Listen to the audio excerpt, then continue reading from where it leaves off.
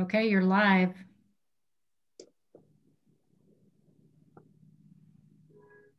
Okay, I'll wait for it to tick over to 5:30 and then we'll get started. So we have 1, 2, 3, 4 of us. 1, 2, 5 of us.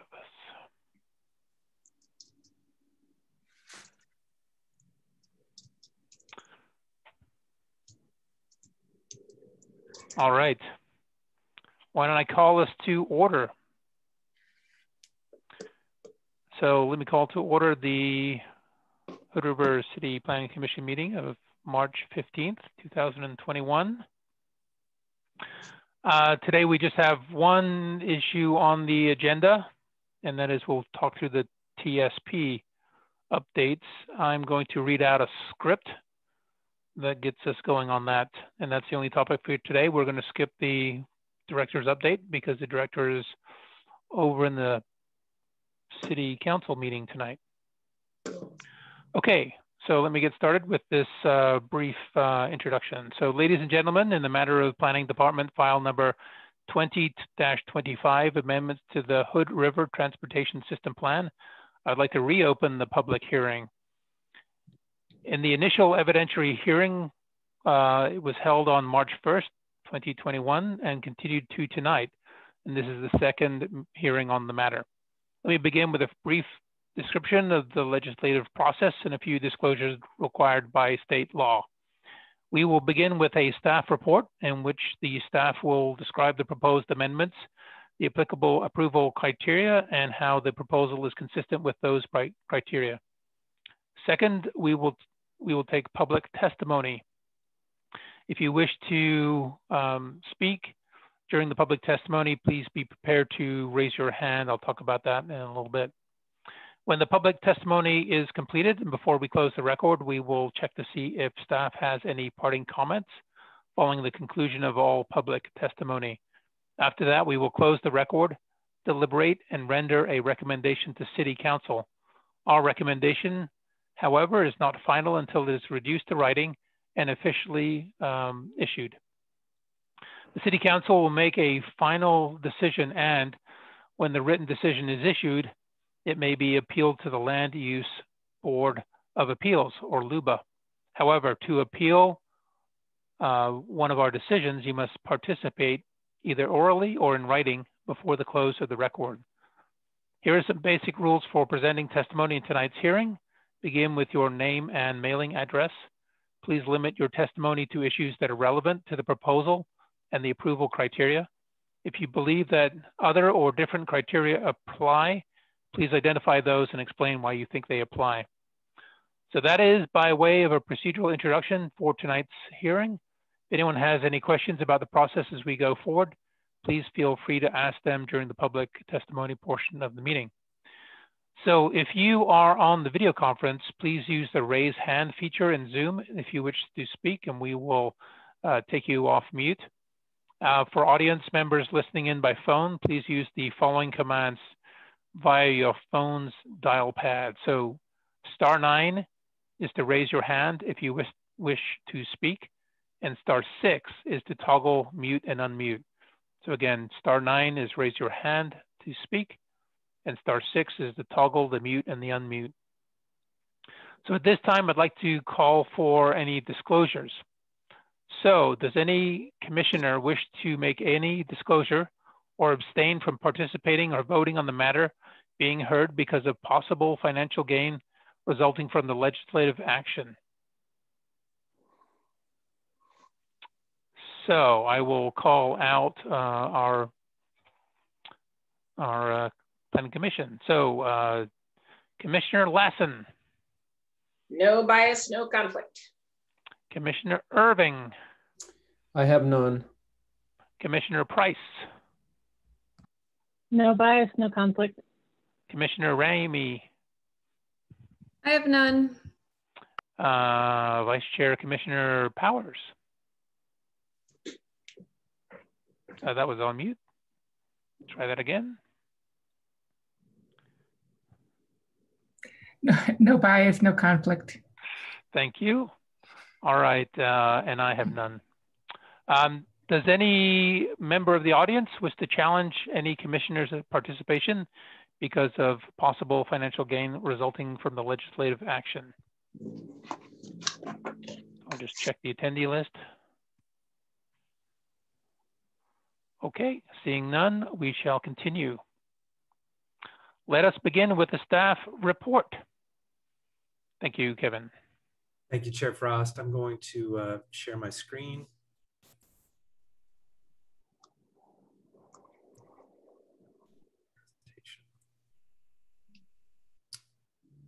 Okay. You know, while you're pulling that up, let me just kind of make a request internally to the Planning Commission.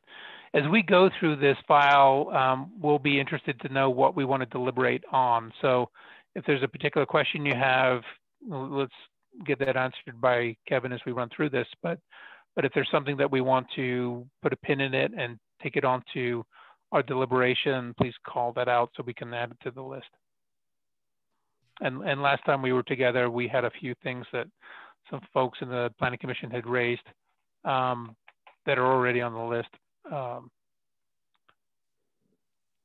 So let's just think of that as we go through. Thanks. Thank you, Chair Frost and Commissioners. John Boskett of DKS and Associates is joining us again tonight. John helped the city with the 2011 TSP update, and he's helping us with the current TSP amendments. You have the staff report, and it's available for download from the city's website, as well as additional information that is in the record. The applicable criteria for this legislative project are specified in section 17.08.020 and 17.08.050 of the zoning ordinance, and addressed in the staff report. Again, tonight's hearing is a continuation from March 1st. At that time, I expected to provide an update on project funding to the City Council on March 8th. I did not end up meeting with the City Council, and instead I sent a memo to them that I'll touch on in a few minutes. Tonight, I will start with some background information, including a quick overview of the proposed amendments before getting into discussion of funding for projects in the TSP, and public testimony should be taken prior to deliberation. Excuse me.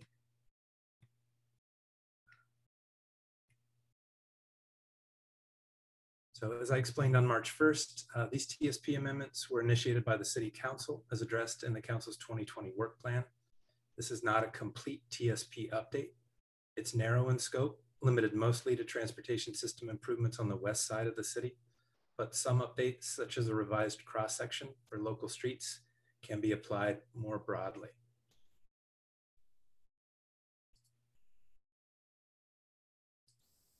During the March 1st hearing, I explained the relationship between these TSP amendments and the West Side Area Concept Plan report, which focused on land use and transportation on the west side of the city, where most of Hood River's developable land is located.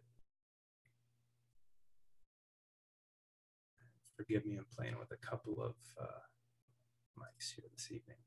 The TSP amendments are based largely on recommendations from the Streets and Transit framework of the Concept Plan report, as well as the pedestrian and bike framework. During public hearings on the concept plan in the spring and summer of 2019, the Planning Commission sought feedback from the public regarding the streets and transit and pedestrian and bicycle frameworks. The Commission's recommendations were forwarded to the City Council after a hearing on August 19th, 2019, and following a Council work session on September 9th, 2019, the Council directed staff to prepare updates to the TSP based on the Commission's recommendations.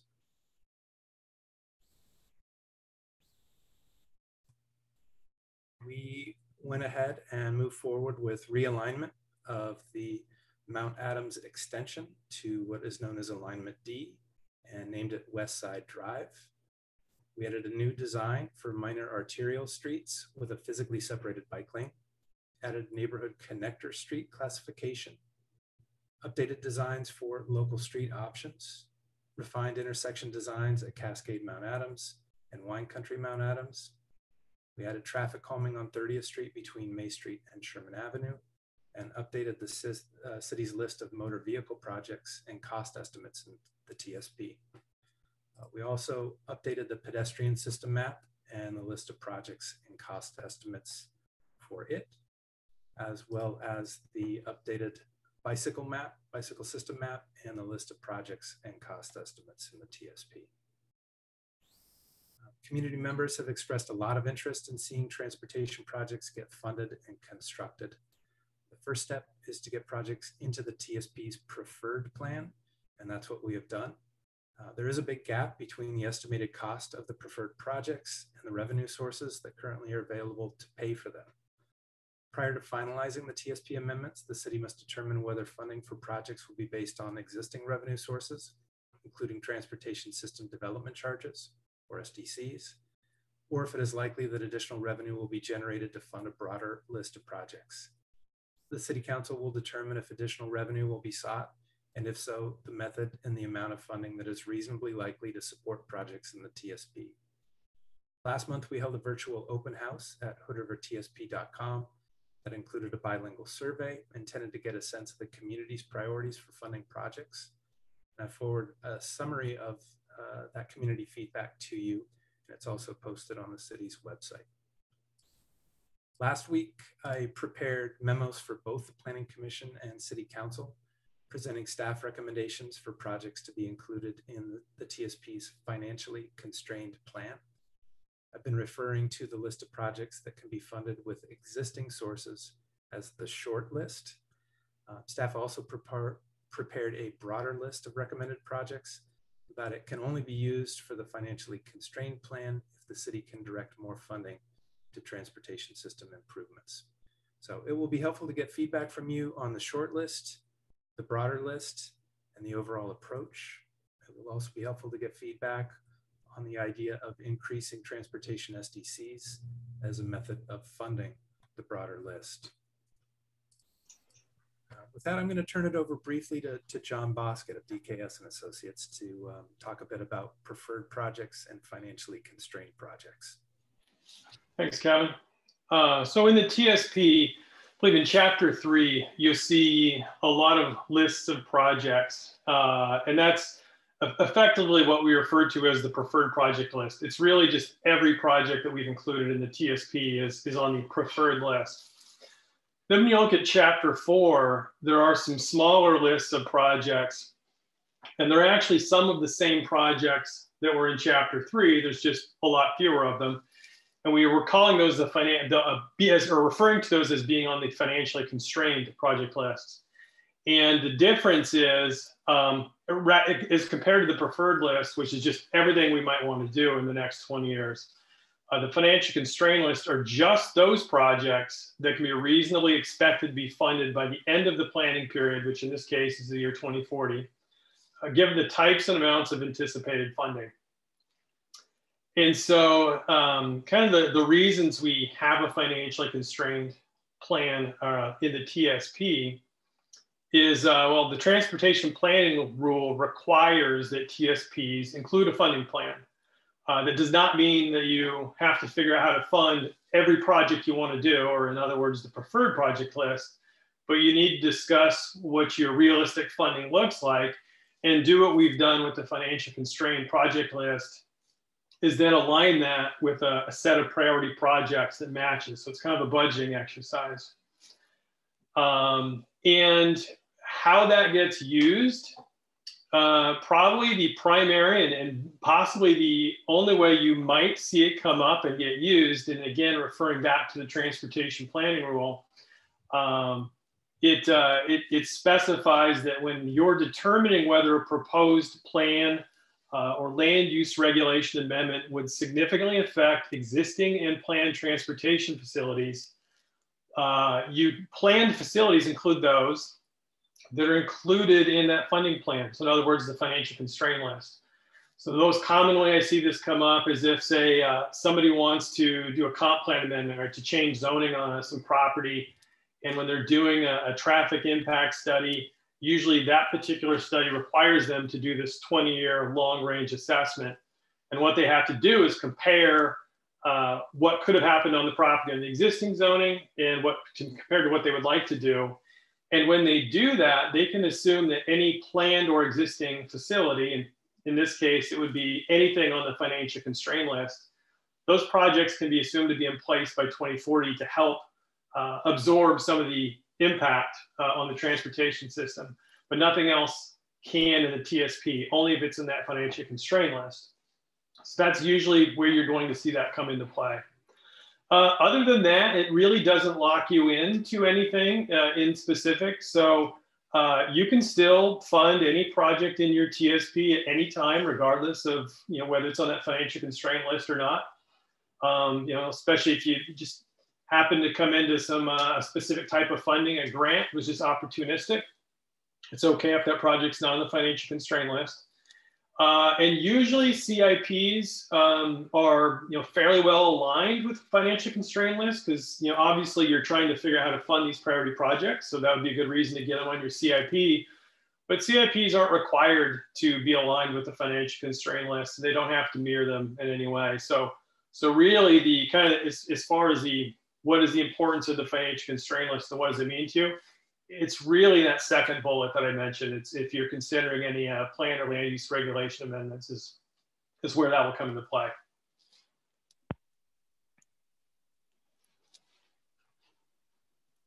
I think you're muted, Kevin. Yeah, thanks, John. Thank you, John. With that, I want to run through a set of recommendations for the financially constrained project list based on existing revenue sources. Hey, Kevin. Yes. Could you, while you and John are maybe on the funding discussion, is there, John, you mentioned and John mentioned that the financially constrained list accounts for, I guess, planned funds during the planning period, if I can say that, right? What you think you're going to get. What are the sources that you're considering for that funding? Sure. As transportation SDCs, but what else? I mean, are there any urban renewal or ODOT funds, STIP, or like where do you think this money's coming from? Sure.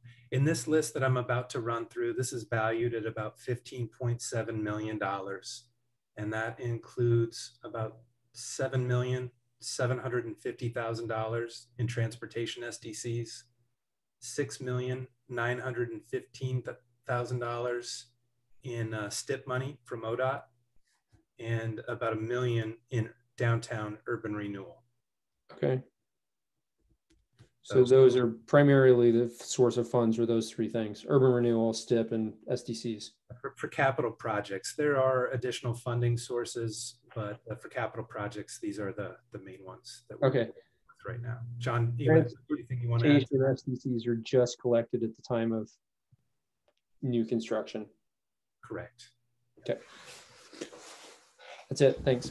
Great. Can I ask a question as well on the dollar basis of the cost?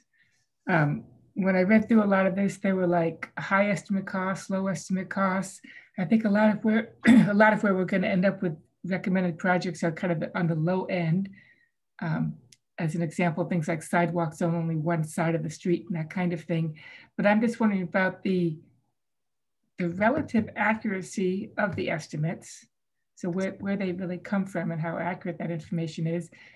And specifically in terms of the high versus low numbers, some of them were kind of obvious, like it was half the cost to put a sidewalk on one side of the street, but others were like 20%. And I don't know why there's such a difference in the high versus low and what's really incorporated in all these costs. So how much money we need is really driven by how much these things cost. And I'm wondering how accurate the information is. Sure. I'm going to take a crack at this one, John, and if you want to chime in, please do. The existing transportation system plan, the 2011 document, has cost estimates in it for projects, and that was a starting point. For a lot of the projects in the TSP, they were revised based on an index, and that the amount of time that has gone by since that last TSP update was completed. However, there are some other projects Specifically, I'm thinking intersection improvements, where the cost of installing traffic signals we found has escalated really significantly. So rather than just applying an index, those have been elevated to a specific dollar figure of about $1 million in most cases for signalization projects, for example. In other cases, we've got more specific cost estimates. For example, the project to realign and install a traffic signal at Cascade and Rand, we know the price tag on that, so that's very accurate. We also had some feedback from the city's engineering department on some of the recommendations for pedestrian and bicycle improvements, where they have experienced things being more expensive than we were expecting, and so built in some additional cost into those projects to try to make them accurate based on what our public works director is experiencing right now. So I think that's it in a nutshell, but you're right. In some cases, high-low estimates, a lot of those are projects where you can do things on one or both sides of the street. So you see, yeah, low being on one side only. And John, anything else you want to add to that? I think you covered it pretty well. I would say, as far as the level of accuracy, I mean, at a planning level and on a TSP, these are, kind of order of magnitude costs. I would say my confidence level in a project would be higher if it's a pretty straightforward project, right? And the kind of the risk factors are fairly low. If you've got an area where there's a lot of, challenging topography or potential environmental impacts, the risk, that cost being, off could be quite a bit higher.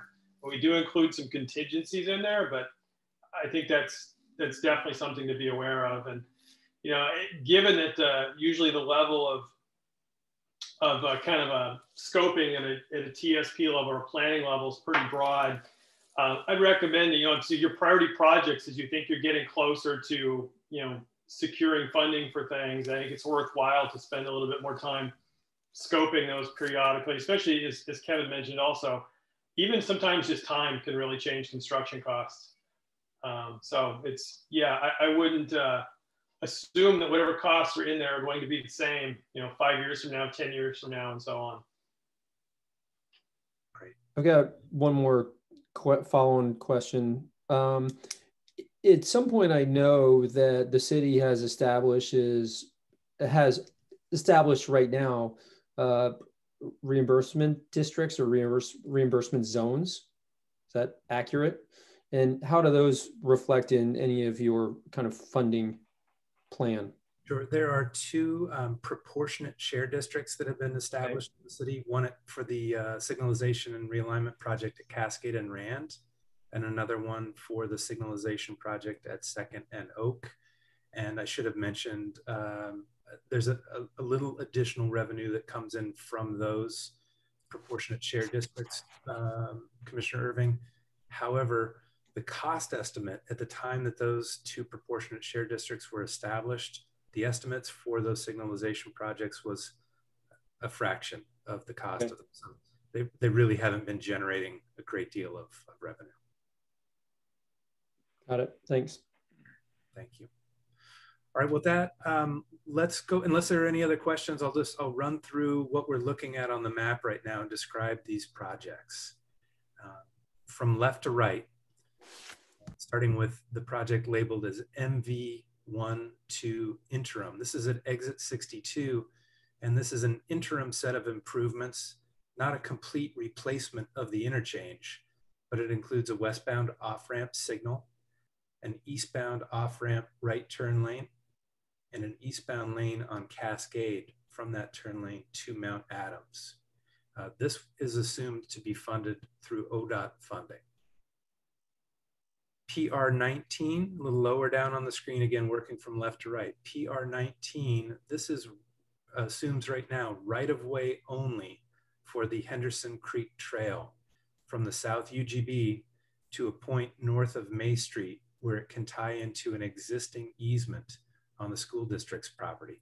This is about a 2,000-foot long segment, and the assumption is a 14-foot wide right-of-way. What does that mean? Who owns the land? So it's an easement over the existing property, or is the city paying a fee to the landowner for that? Or how does that work? I think the idea is that we work with the property owners. In some cases, yeah, it may be, land could be purchased as fee simple, but in some cases it may be an easement, much like a road right of way, where we're paying for the right to place this facility in this location. Okay. CR 19 on, or excuse me, CR 13 on May Street is a pedestrian crossing at Rocky Road or at Henderson Creek Trail. Could be moved over there. MV 11 to the north of that is at the Cascade and Mount Adams intersection. And this shows a roundabout improvement. That was the preferred option for that intersection. Continuing to the east, P14 is a West Side Community Spur Trail between Cascade Avenue and the future Wine Country Avenue neighborhood connector. This is just only a narrow trail about 4 feet wide. And these recommendations came out of the concept plan report and the deliberations that followed. As we continue west, MV13, once again, the realignment and signalization at Cascade and Rand. This does assume about $600,000 in remaining funding through SDCs from the city over the next 3 fiscal years. SW1 to the south of that is a sidewalk on Rand Road, and this assumes on one side only. Continuing to the east, near the middle school, BR6 is a bike route on 17th and 18th Streets between Sherman Avenue and Belmont. And BL6B, these are bike lanes on May Street between 12th and 17th. Then to the north, see CR15 is a pedestrian crossing on State Street just east of the intersection at 13th. And then continuing east into the downtown, MV23 is a signalization project at 2nd and Oak. Again, this does assume Urban Renewal District funding. And finally, CR19 is a pedestrian crossing on State Street at East 2nd. So this addresses the off-street project that we've talked a lot about along Henderson Creek by including some right-of-way for a trail. And that would result in a complete easement or right-of-way between Sherman Avenue and the South UGB. This also includes a couple of bike projects near the middle school that could be coupled with Safe Routes to Schools projects. With that, do we have any questions on this? What, again, I'm referring to this as the short list. Do we have questions about any of these projects? Sorry to focus on Henderson Creek, but P19, so the budget includes what at this point? The easement, but a chip surface or a paved surface, or what are we thinking? Solely right of way, just easement, not a treatment for the surface. Okay, thanks. Just wanted to be clear. I have one quick question on MV12 being an interim project, and that is interim until what? Until what happens? Well, I may need John to help us with this, but it's my understanding it's interim in that it would provide sufficient, the components of the project would provide sufficient capacity for growth in the community through the year 2040. Currently in the TSP, it shows a full replacement of that interchange to the tune of $25 million or something like that. So this is a narrower list of projects that gets at the function for the motor vehicle component, but not the full intersection improvement. But it could go until 2040 as is, right? John, that's the interim plan. Yeah, correct me if I'm wrong. Perhaps it is sufficient to last even longer. I think what we know from the traffic analysis that was done with the West Side Area Concept Plan report was that this would be sufficient for that period of time. Okay, so no, say not as is. You do need those interim improvements to get to 2040. I have two questions again. So the new preferred motor vehicle route, the artery that is West Side Ave that's been named, I guess. Okay. That is not on any of these lists. Are we assuming that's going to be performed by who? Development community? Yeah, right now, it is not on this short list, just given the funding that we have available. We do have a cost estimate for the project, and I did include resources directed at that project as a part of the broader list. So the next slide I'll show you would include that improvement. Yep.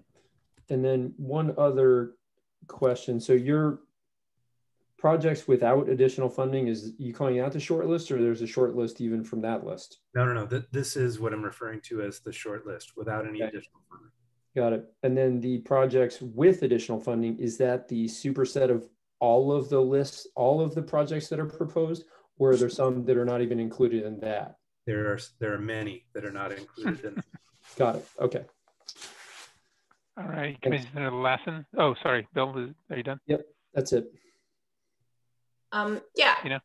I guess I've always been under the impression as I've driven around the country that interstate projects were all federal dollars. Is that not the case? I mean, this MV 1-2 project off ramps are. We are assuming ODOT funding for that project. So, okay, so that is all. Then why is it, if that's all ODOT funds, how does it end up on our list of financial constrained projects? Shouldn't it just be in ODOT's financial constrained project list? We want to make sure that that it's on our list with their funding. Okay, so that's their money. Okay, and then on the Henderson Creek Trail, the map, you mentioned that it's going to go to Sherman, the easement, but the map just shows it kind of going to about Eugene. Is that because the rest of that land is now city property? Is that what that shows? Yeah, what this shows right now is basically tying into a point where there's an existing easement north of that pink or red colored line.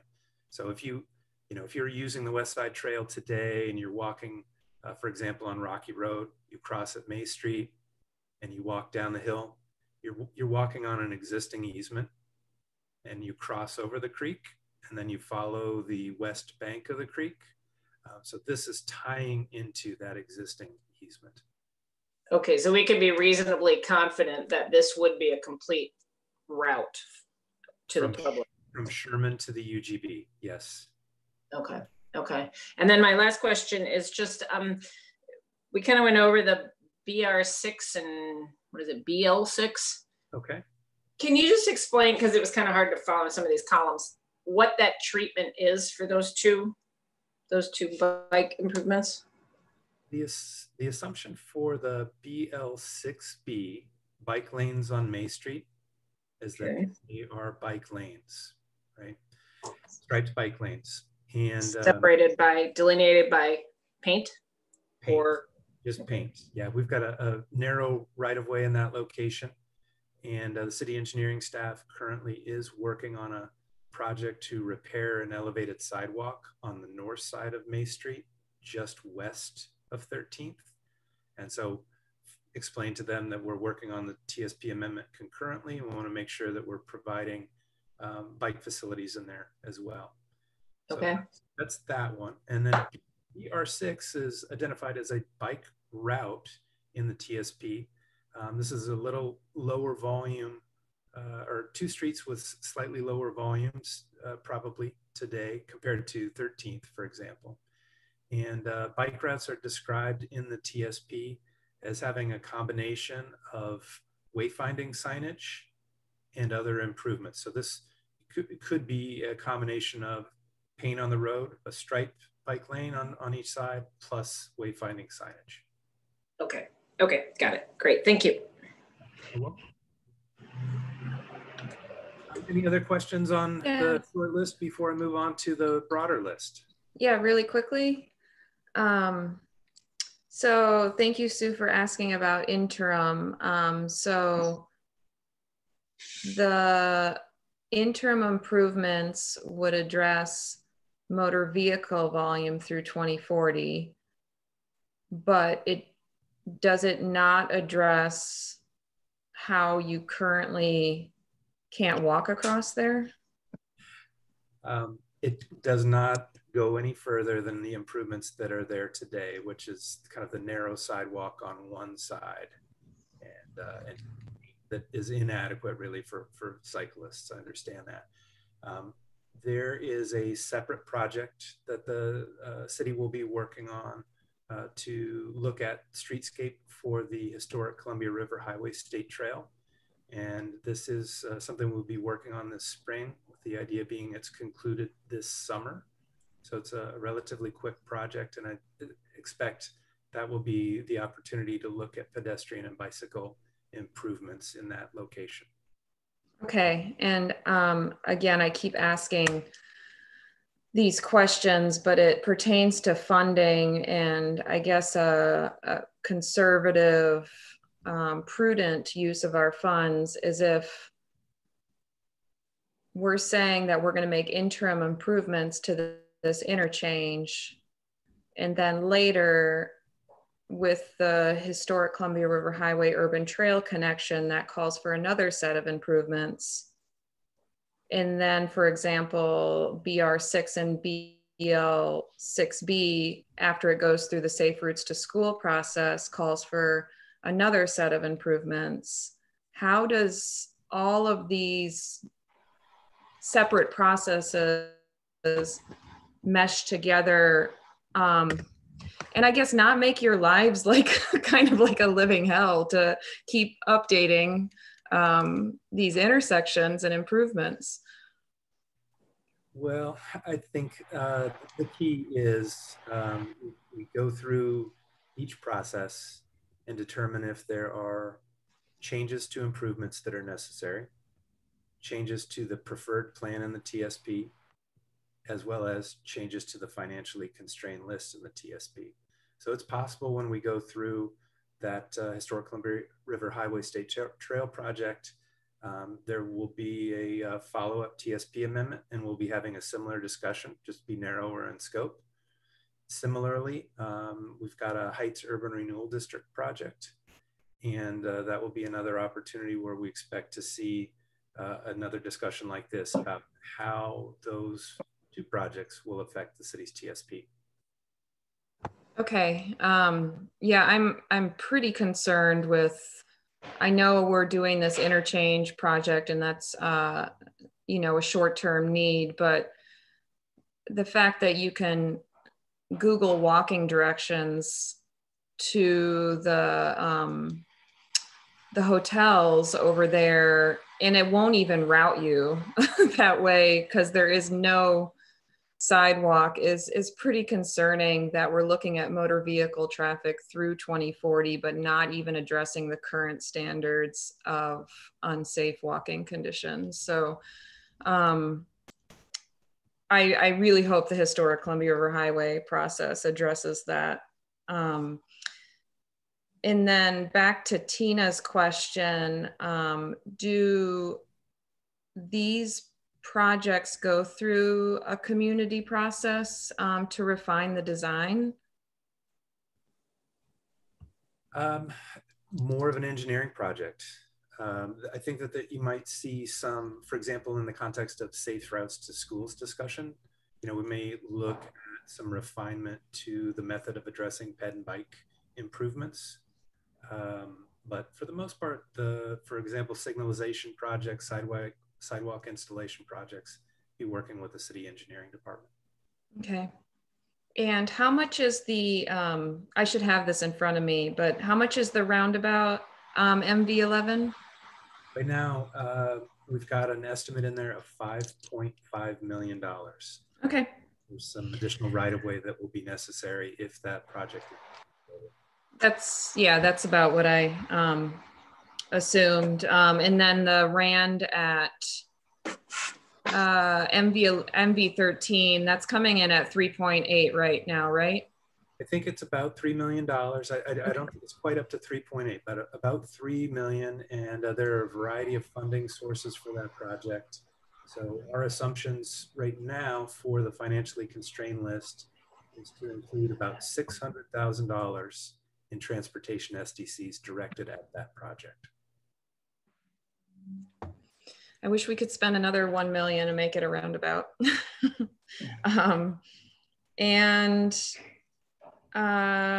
Okay.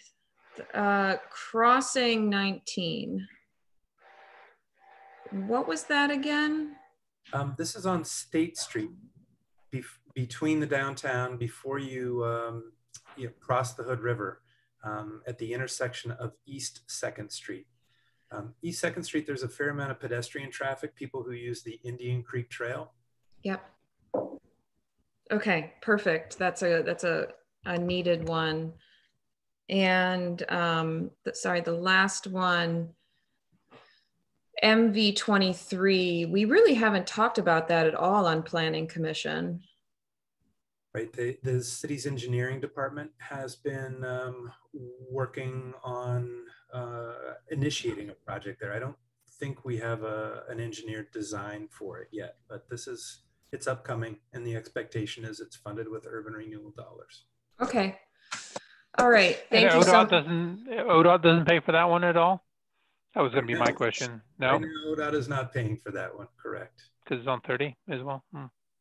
I don't know exactly the rationale. I think ODOT tends to, and John, please correct me if I'm wrong, interest is primarily in how their facilities are operating. So for example, east to west along Highway 30 would be something they're interested in. North to south, 2nd Street is a city facility. And so the intersections, the north and south legs there are really more for the city to figure out. So I see. And the two crossings, CR15 and CR19, is that imagined as just kind of a push to cross type of crossing? It's not a signal. It'll be a flashing yellow light type of crossing, or is it going to be a signal? I believe this is just pedestrian activated and paint on the street, thermoplastic crossing. Okay. Thank you. In fact, Chair Frost, I should correct myself. It is, let's say, thermoplastic.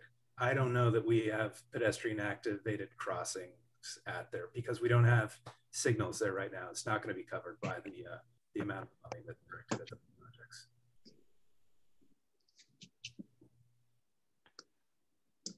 Okay. I just have one more kind of super general question, if I could. Am I unmuted? Yeah. Yep, you're here. Yeah, thanks. Kevin, I know that you mentioned like staff recommendations for how we got to the, let's call it the dream list, to the constrained list. Can you explain like what went into the thinking? I mean, how did we winnow down to these specific projects and staff? Well, probably a good starting point is to look at the funding sources and the amount of revenue that's available to work on the projects. And again, that's about $15.7 million. We then looked at funding sources, including ODOT for the Exit 62 improvement and urban renewal for the MV 23 improvement. So we had funding available for those two. For MV, so 7 million then essentially is what's left for picking and the rest of the MV 30, the Cascade and Rand signalization project is already in motion. It's planned to be constructed summer of 22. So we wanted to continue funding for that project. MV 11 at the intersection of Mount Adams and Cascade has been identified as a dangerous intersection. We've heard from throughout the community that there are concerns there, and we've heard it from the Planning Commission as well. So it was included on the list as a high priority motor vehicle project. I don't have a better explanation of it than that. Again, the coming out of the concept plan report and the hearings and deliberation that we've had previously, the preferred option there was a roundabout. Similarly, we heard a lot of interest from the community and from the Planning Commission in the Henderson Creek corridor. And so we get a start at it on this list by getting basically a connection from Sherman to the South UGB. P14 is intended to kind of complement P19. We don't have the funding in this list to get Henderson Creek Trail all the way down to Cascade, but the combination of P14 and the future neighborhood connector streets from east to west and north to south creates the connectivity that we've been hearing from folks that are interested in seeing. The crossing projects, 13, that's directly related to Henderson Creek Trail. If we're going to be crossing the street, we should be thinking about these types of improvements. Indian Creek Trail, as I mentioned, spills out onto State Street at East 2nd. That's the reason for a crossing at that location. CR 15 at 13th and State, we had a fair amount of feedback that that was a dangerous intersection, and there's a fair amount of pedestrian traffic in that location. And so we added that to the list. Sidewalk 1, Rand Road, we had a lot of testimony, or I shouldn't say testimony, excuse me. We had a lot of interest in that particular improvement for pedestrian access through the survey, the community survey, the online open house. And then for BR6 and BL6B near the middle school, we'd also heard from folks they were concerned we weren't thinking about integrating this project with safe routes to schools. We are, and wanted to make sure that funding was a priority around the middle school for those reasons. So I think that's it in a nutshell. Okay, and this was, when you say we, this was like the planning department, or has Planning city director, council? Planning director, public works director, city engineer, city manager, myself, and DKS and Associates. Okay, okay, that's helpful, thank you. And then tying into these various projects, we talked about safe routes to school, and we talked about urban renewal funds for maybe those downtown intersections. Then what about the whole Heights urban renewal project? We don't have anything really reflected for 12th and 13th. Is that because we're waiting for the Heights thing to kick off? Exactly. Yeah. If you had a chance to look through the feedback in the online from the online open house, but the Heights got a lot of attention. People have a lot of interest in 12th and 13th streets, May Street, of course. And we thought rather than putting projects on the list now with the limited funds that we have available, we should get through that Heights urban renewal project, find out what we're going to be building, how urban renewal is going to be able to pay for some of those improvements, and see what we've got left, and then have another discussion like this about how the TSP should be amended. Okay, got it. Thank you. You're welcome. Okay. Question. Okay. Yeah. Sorry, about CR 15. I guess I'm a little concerned about just well, I guess the question is there the potential, even though you're just going to put in potentially a crossing there, is there the potential to add some sort of, maybe not signal, but flashing lights or something to signify when there's a pedestrian there? I know from experience every day that even though there's a crossing, it doesn't mean that it's necessarily safe. I cross 20th and Cascade every day, and there's a crossing there, and I'm running and dodging cars every day. So I guess I'm concerned that just putting in crosswalk or a crossing doesn't necessarily make it any safer. Okay.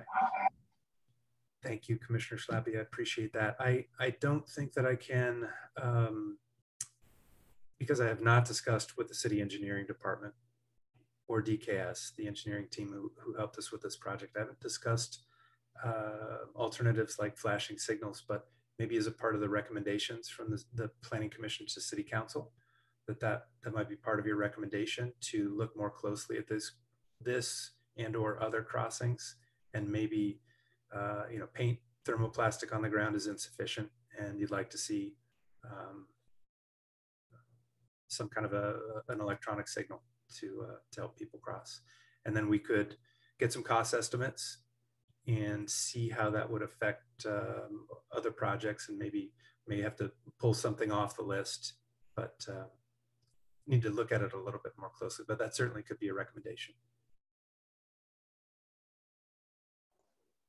I think if there's a way to do that, that's not necessarily taking too much away from other projects, I think that would be a good thing to do. Thank you.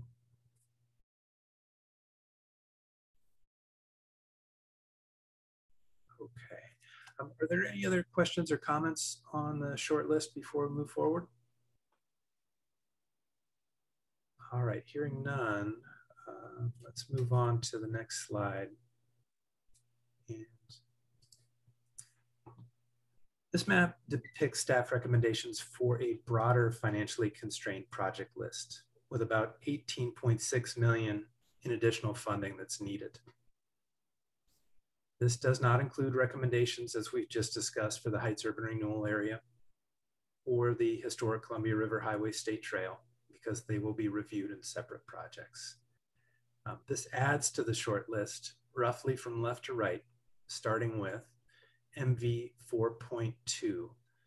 Commissioner Irving, this is the West Side Drive alignment, formerly known as Alignment D, between Wine Country and May Street.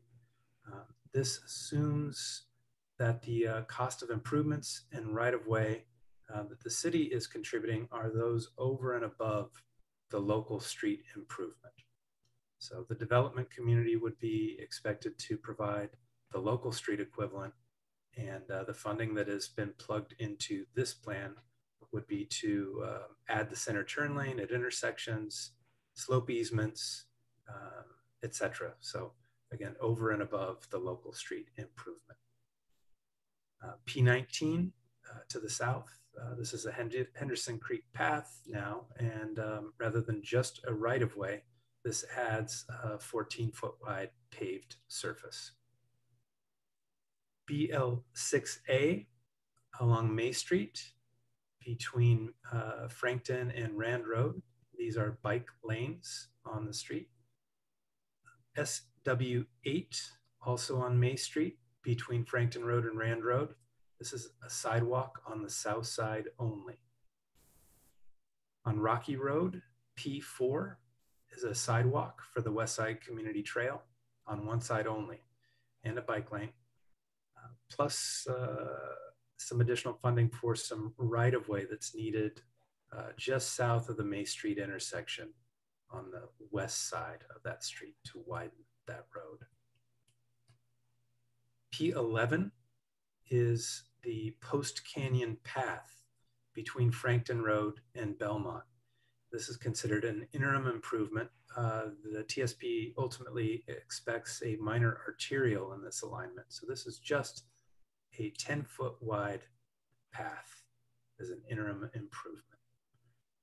MV 4.1 is 30th Street, an extension between Belmont and Post Canyon. And like the West Side Drive project, this assumes improvements and right-of-way that are over and above those for a local street. So the development community would provide the local street, and the city would contribute funding for additional right-of-way width and improvements for the minor arterial. BR3 is a bike route on Mentello and Eugene between 17th and 30th. SW9 is a sidewalk on 22nd Street between Belmont and May Street, one side only. SW11 is a sidewalk on Belmont, east of 22nd and east of 18th Street on the north side only. SW10 is a sidewalk on 18th Street between Belmont and May Street on one side only. And MV20 is a signalization project at 20th and Cascade. And that is assumed to be city funded. Commissioner Frost, Chair Frost, to your question about whether or not ODOT would be involved in funding, the problem there are the north and south legs and city traffic getting onto and off of the state highway. So again, the improvements I just described would be in addition to the short list.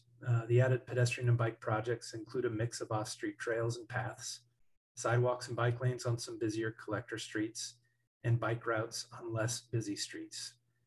The stop's well short of funding all recommendations from the West Side Area Concept Plan report, which would require about 60 million more in funding. But it includes projects that will be important as growth occurs, and it helps build more connections for all modes of travel. There are a variety of potential funding sources, including increasing transportation SDCs. The memo that I sent to you on March 9th includes a list of transportation SDCs from about 20 other cities in Oregon for reference. And staff will be working with the City Council to determine if additional revenue will be generated for transportation system improvements in order to fund a broader financially constrained list. In any case, as John Bosket mentioned, these and other projects that are on the preferred list can be completed if and when funding becomes available. So with that, do we have questions on this broader list?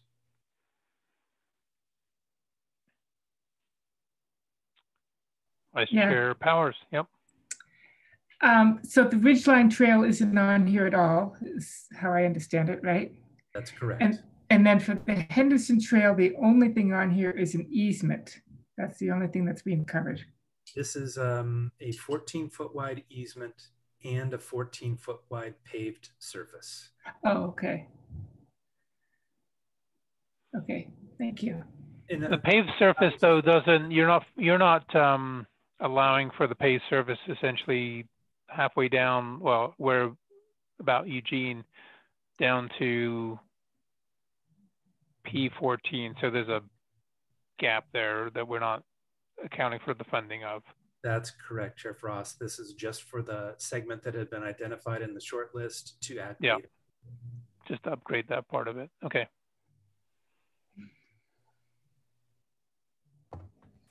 Kevin, on BR3, I'm so happy to see that east-west route included, and I'm curious whether, I hate to say this, but it's a little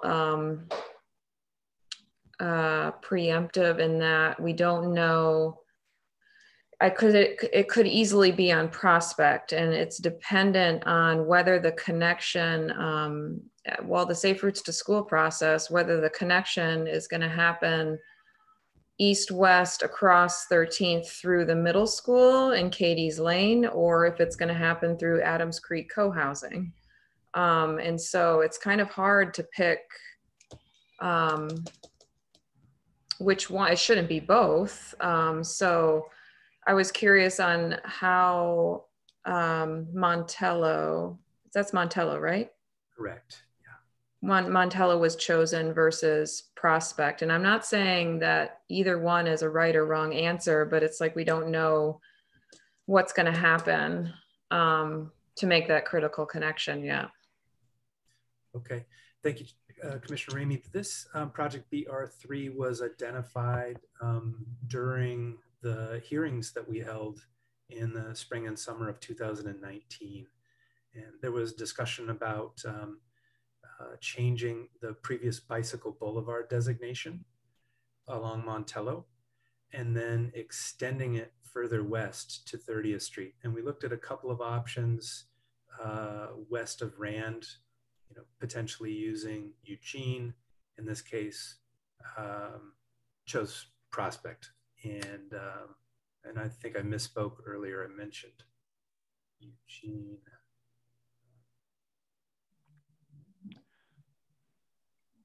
Yeah, Prospect between 17th and what is that, 20-something, 22nd. That's Prospect continues through, but then you'd have to jog down where the woods BR3 are. it kind of has this thing where you jog back down anyway. So I think Montello would be a more direct route. So, in any case, the alignment that you see there it reflects the conversation that we had in the summer of 2019 and the recommendations that went to the city council.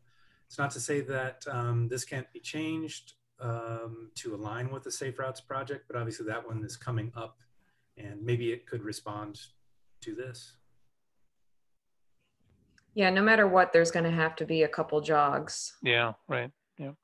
It's just how do we make those jogs as least impactful to the students that are using them?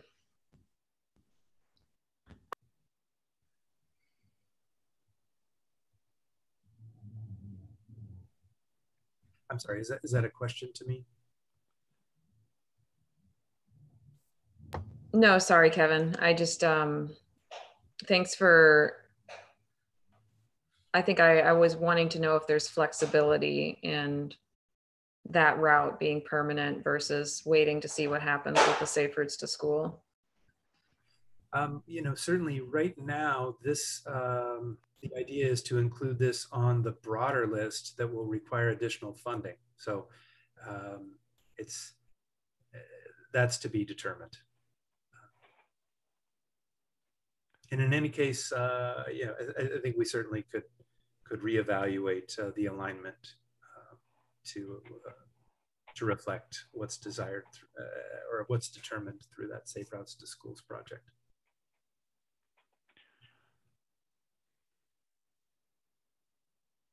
Okay. Kevin, do you have more content? We're getting close to the end of what I've got. No other questions on this broader list. Was hoping that we could get into testimony. Okay. See, we have 3 people online. I know that some folks have already asked to speak. Mary King, you've put your name forward as somebody who wants to speak. So if you are wanting to speak, raise your hand and we will take you off mute. Brian and Heather, you are welcome to do the same. It was *9 to, if you're on the phone, *9 and *6 to unmute yourself.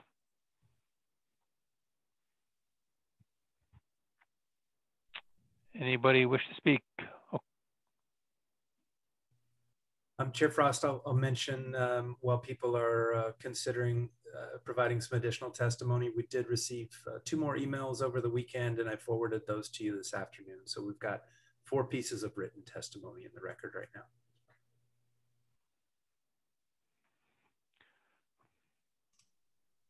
Okay, Mary, you're available to speak if you want. You have to come off mute yourself. We can't do that for you, but can you hear here we me? go. Yeah, we can hear you now. Thanks. Well, I did provide written comments to you, and so I'm happy to see that the sidewalk between Cascade and Eugene on Rand is on your short list. That's really important to me. I did want to emphasize that the crossing at 13th between Sherman and State is especially problematic for bicycles. And so motorists are generally pretty considerate when I'm walking across the street. They do stop for me, but when I'm on a bicycle waiting there, particularly in the summer, it seems like when there's people from out of town, just like the other commissioner mentioned on Cascade and 20th, it's really hard to get across, especially on a bicycle. So I don't know if the commissioners have considered that, but I would certainly like to point that out as being something that does impact my life. And I'm sure that the same is true of other people who live in town. And that's pretty much all I have to say. If you read my written comments, I've tried to provide plenty of detail. And I'm hopeful that you guys will consider my written comments. Right. Excellent. Thanks for your notes. Okay, anyone else?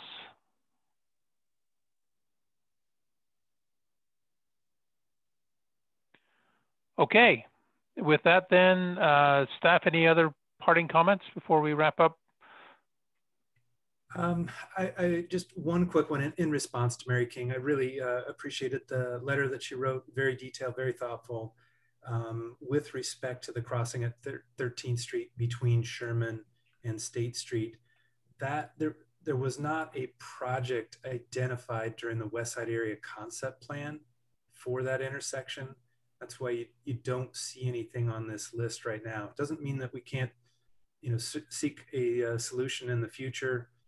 But that's the reason that we don't see that addressed at this time. That's not part of the West Side. Just, it was outside our study area, correct? Yeah. We're focused more west of Rand Road. I just want to ditto that I really appreciated Mary's comments. They were really detailed and helpful to think about things. But on that particular intersection, maybe we could call it out specifically if we add a statement regarding adding some kind of pedestrian lighting and above and beyond just a painted crosswalk on some of these intersections. So we could add that and specifically call out this intersection as a place for that. Yeah, I think it's going to be a hard one to design here on the phone during a planning commission meeting, but there seems to be an existing sidewalk which is further down, which wouldn't quite work with the bicycle crossing, section. So I don't know how that all comes together, but it's a bit of a design challenge. Yeah, that three-way intersection I've thought about so much, and can we do a three-way stop? I mean, because it kind of functions as a three-way stop right now, but yeah, we're not going to come up with a design over the call, but I really appreciate Mary. It makes me feel like I'm not going crazy, because every time I do come up to that on my bike, I just, I was taught in Massachusetts where, if you're walking across, you automatically get priority. You shouldn't have to do this, but I hop off my bike and walk it across the crosswalk and cars immediately stop. So yeah. But that's not, you shouldn't have to hop off your bike. So. Okay. All right. With that, yeah, go ahead. Can I jump into a question? So Kevin, I had given you a little preview of some question or comment that I had regarding the Curbtight sidewalk as a included alternate for a local street.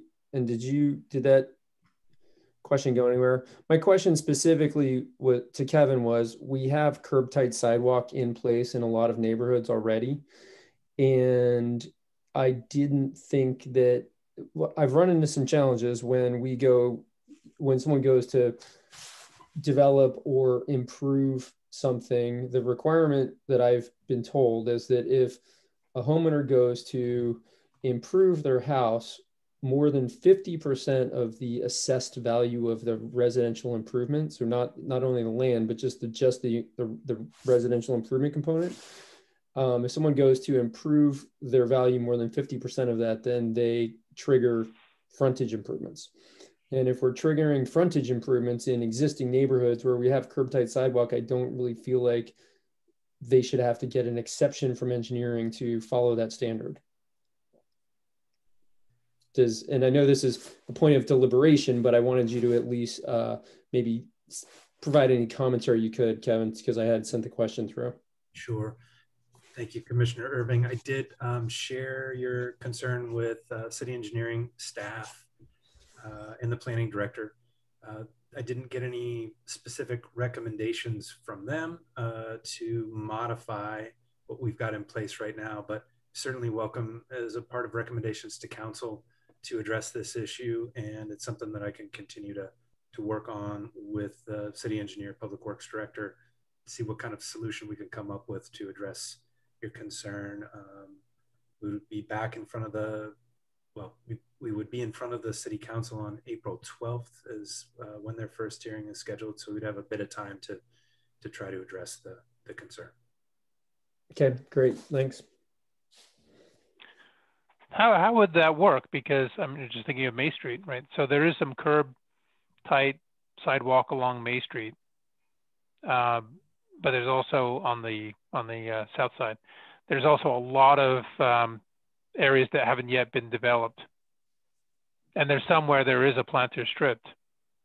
So, is there any rule of when you could build against, using the curb tight version versus a planter strip? I mean, it's going to be a hodgepodge if we allow it to go one way and then the other. This is probably a deliberation question, a discussion. Yeah. Kevin can throw something out there, but. Okay.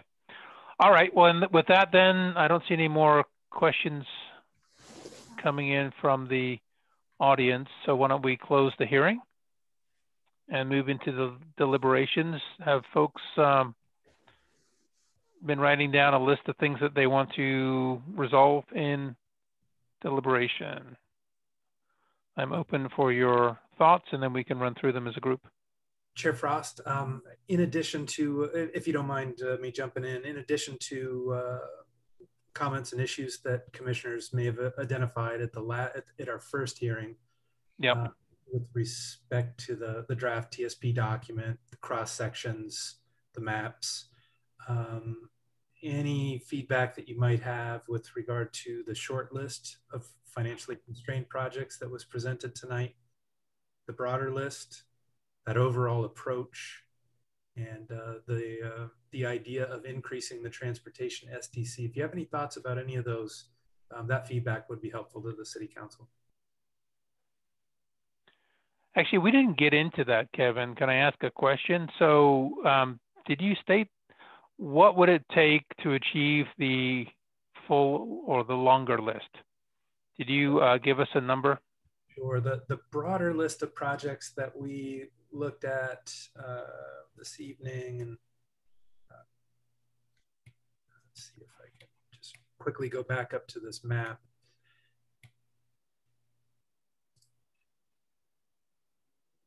This is a little over $34 million in projects.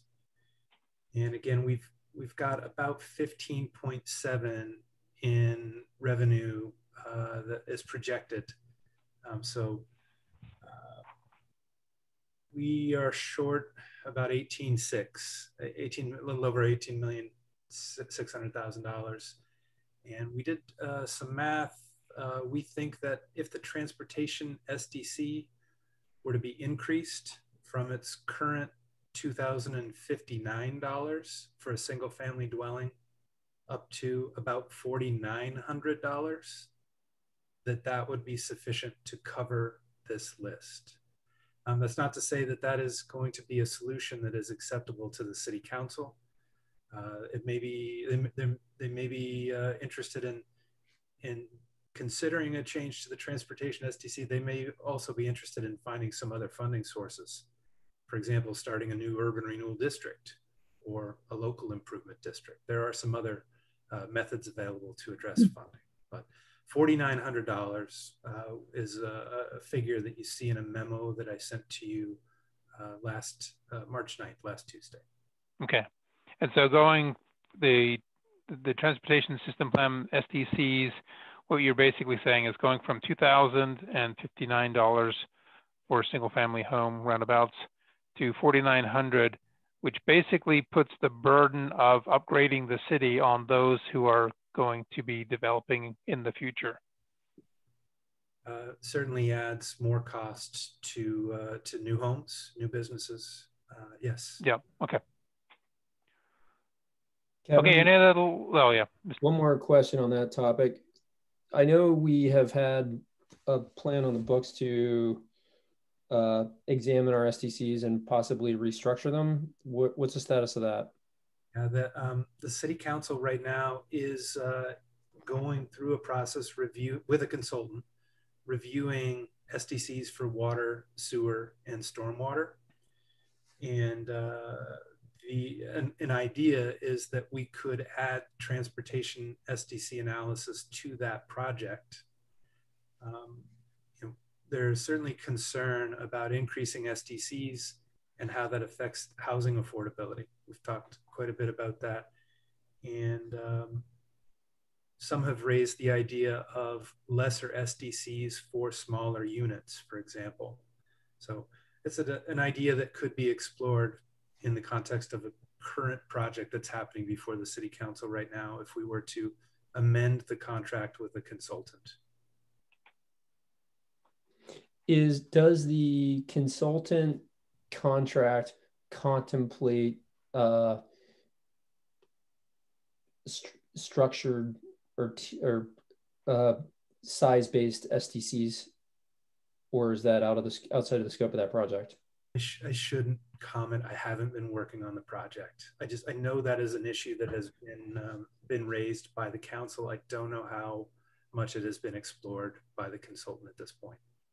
Okay. And Kevin, so if there is not an increase in its SDCs, what are the other options for funding? Well, we rely on the existing revenue that we have, and we have a shorter list of projects, for example, what you see on the screen. Mm-hmm. Other funding methods, as I mentioned, urban renewal is one. And so there is an expectation that likely some projects in the Heights will be funded through Heights Urban Renewal. And this list will be updated after that project to reflect funding priorities there. A local improvement district is another method that's working with property owners in a specific geographic area for each property owner to contribute basically a proportionate share of the cost of a project. That's something that could be explored. It's not something we've looked at seriously though. You'll see things like grants mentioned in the TSP today, but obviously without a specific grant and winning approval of that grant, it's not something you really can rely on. So something that could be used if and when it becomes available. We also explored something called a sole source SDC during the West Side Area Concept Plan report, where you might take one project, for example, an intersection, and find a geographic area where you think that that area is going to impact that improvement, and have an additional SDC, a sole SDC, going toward that project for development inside that geographic area. There are a variety of approaches that are mentioned in the draft TSP amendment document. So I may have missed one or two. Okay.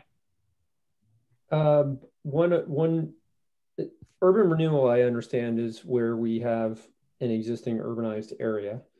What about over on the west side? I mean, what about the concept of tax increment financing? Is that? Yeah, so tax increment financing does happen in the context of an urban renewal district, and that could be another approach.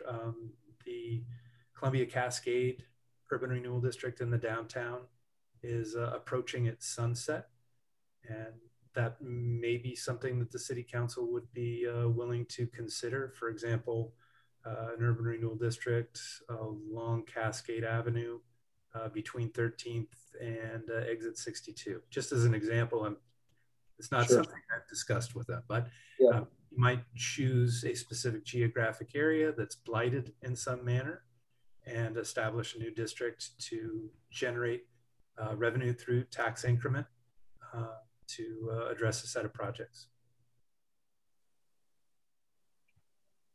Yeah, I was even asking, outside of that blighted urban renewal concept, whether we can greenfield develop and tax increment finance, that type of thing, because we know there's going to be X amount of property, homes coming online or something. Excuse me, I'm not. It's not something that I have researched. I can't do it. And Kevin, I know you sent us SDC charges in a whole bunch of other locations. What page is that on? I'm trying to find it. If you look at the memo that I sent. Yeah. Tonight. Hang tight 1 second. Oh, I've got it. It's attachment D. Okay, I'm set. Page 34. Thank you. All right, beat me to it. Thank you. Okay. So I took down some notes of things that we want to deliberate on. Chair Frost, just you did close the hearing, is that correct? I will close the hearing again, but I did close it before. I am now closing the hearing. All right, we are into deliberation. So the goal here is to make recommendations to City Council. We have a, basically the idea would be we could make a motion to move along the recommendations per the planning team here as is, or we can modify it through some making a finer point in some areas, or make some recommendations. So if there's something that you want to see changed into that, let's talk about that and talk about whether to include it in our motion as a change. For instance, things like, so the list I have, so Commissioner Irving talked about the Curbtight sidewalk. That's a topic. We have the transportation SDC charge discussion, whether we want to go for the short list or the long list, and make a recommendation for anything that's on the longer list to be included, but also know that we would have to figure out how to fund it. Henderson Creek, I think, is an interesting discussion point. I'm curious of people's thoughts about that. There's also the topic that Commissioner Ramey mentioned around MV1-2 interim project, whether we want to fortify the discussion there about the interchange improvement to include pedestrian crossing. There's also the discussion about the 2 crossings in the regular plan, CR15 and CR19. Kevin, it might be good for you to keep the map of the short list on the screen as we go through this. So just then the sort of discussion as we talk about those pedestrian crossings that aren't there's not a great deal of upgrade happening with CR15 and 19 there. Whether that's okay in our mind as a short list. And then that's about it. What else do people have? I was going to recommend that we kick off deliberation with just talking about the comment letters and the survey results, and if people read the individual comments. But I would also I think it would be worth our while to go down just a 10-minute sort of Alice in Wonderland hole on the funding, because I feel like there's other options that City Council might, I don't know what the politics of, why our property taxes are so low. So maybe that might be an interesting conversation that City Council really has never heard. And then I've gotten some, on the bike advisory lane being illegal in Oregon, I've gotten some resources on that since the last meeting. And then also I would like to talk about the changing the name from bike boulevards to bike routes, and revisit that Neighborway discussion. Okay. Do you want to kick off that conversation about the survey and the well, does anybody else have anything?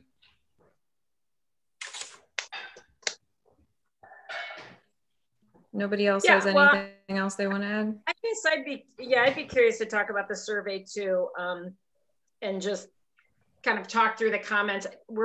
Did we have access to see the actual written comments? I just saw the overview. I didn't see. Yes, we did, and there were a lot of them. Some of those are really good. Yeah. Anyway, go find that now. So I'll just say my takeaway. I was pretty blown away. I just read it this afternoon, and between Mary's comment letter, the 2 that came in over the weekend, and then the 4th. So my biggest takeaways, besides thank you for the summary, Kevin, being like the Indian Creek Trail definitely was like pinged at #1 on the heat map, because I read through it and I was like, that was #1. #2 was definitely 12th and 13th, and #3 was the intersections of Cascade and Rand, and those were like the, you know, location based routes. But my biggest takeaway from all of the survey and the comment letters was that people are really hungry for biking and walking as transportation modes, not just recreation. And then something else I found interesting was that there were a few comments on how investing in walking and biking, or I should say walking and rolling, to be inclusive of mobility challenged folks, because we do have a lot of I see probably every day as somebody in a mobility device. To invest in those modes is a conservative way to mitigate congestion, but also make our community more livable. And then I was also surprised to see a lot of, and I've said this many times before, when are e-bikes going to take over as a primary mode of transportation? And it came up a lot in the survey results. That and the historic Columbia River Highway connection. And so that was just I think it's worth our while to talk about. We never, we get to hear a lot of the same testimony throughout our planning commission meetings, but it's really nice to see these survey results. And I would have really liked to see a lot more Spanish or Latin X outreach, but what are other people's thoughts? Yeah, I thought the survey responses were really helpful, and I completely agree, Megan, that there's a lot of interest in pedestrian and bike access and routes. There were a few comments, obviously, about the primary mode of transportation is still vehicles, and that's because of that, that's where we should focus. But that was the minority of comments, and way more were focused on pedestrian and everything else. So I think we're on the right track here, because I feel like even with the additional funding, we are focusing a lot on those routes. And honestly, I would like to see a lot more like the Ridgeline Trail and a lot more expansion of what we talked about originally during the West Side Plan. But we just can't afford all of it. And that makes perfect sense to me. I think with the increase in SDCs, we're still kind of middle of the pack of Oregon, so it doesn't seem unreasonable because our housing prices overall are way above middle of the pack in Oregon. So proportionally speaking, I don't think that's an unreasonable increase. And that still leaves room for other ways to fund all the projects that are still not on our list. So again, I go back to the Ridgeline Trail because that's something I would really like to see happen. But there's a lot that we still are not covering. So there could be above and beyond SDCs, there could be some kind of, I don't know, tax-based costs. I don't even know what all the options are, but other ways to fund it. And then I just want to comment on the 13th Street crossing, because that we didn't address that. And that seems like a pretty big one that also came up on the survey as a high priority. So we might want to make some kind of additional comment on this proposal to City Council to add a statement in about that. What would that look like, Vice Chair Powers? Are you talking about a signalized crossing as opposed to just paint? Is that what you're saying? Is I think, well, for 13th, it's going to take something more. To your point, that's elaborate. An engineering challenge. I think you commented on that, and I agree with that. But yeah, signalized crossings. But for 13th, just some kind of study, initiating some study of what the engineering involved would be and what a recommendation would be. I don't know. Yeah. Okay. Other Yeah, comments?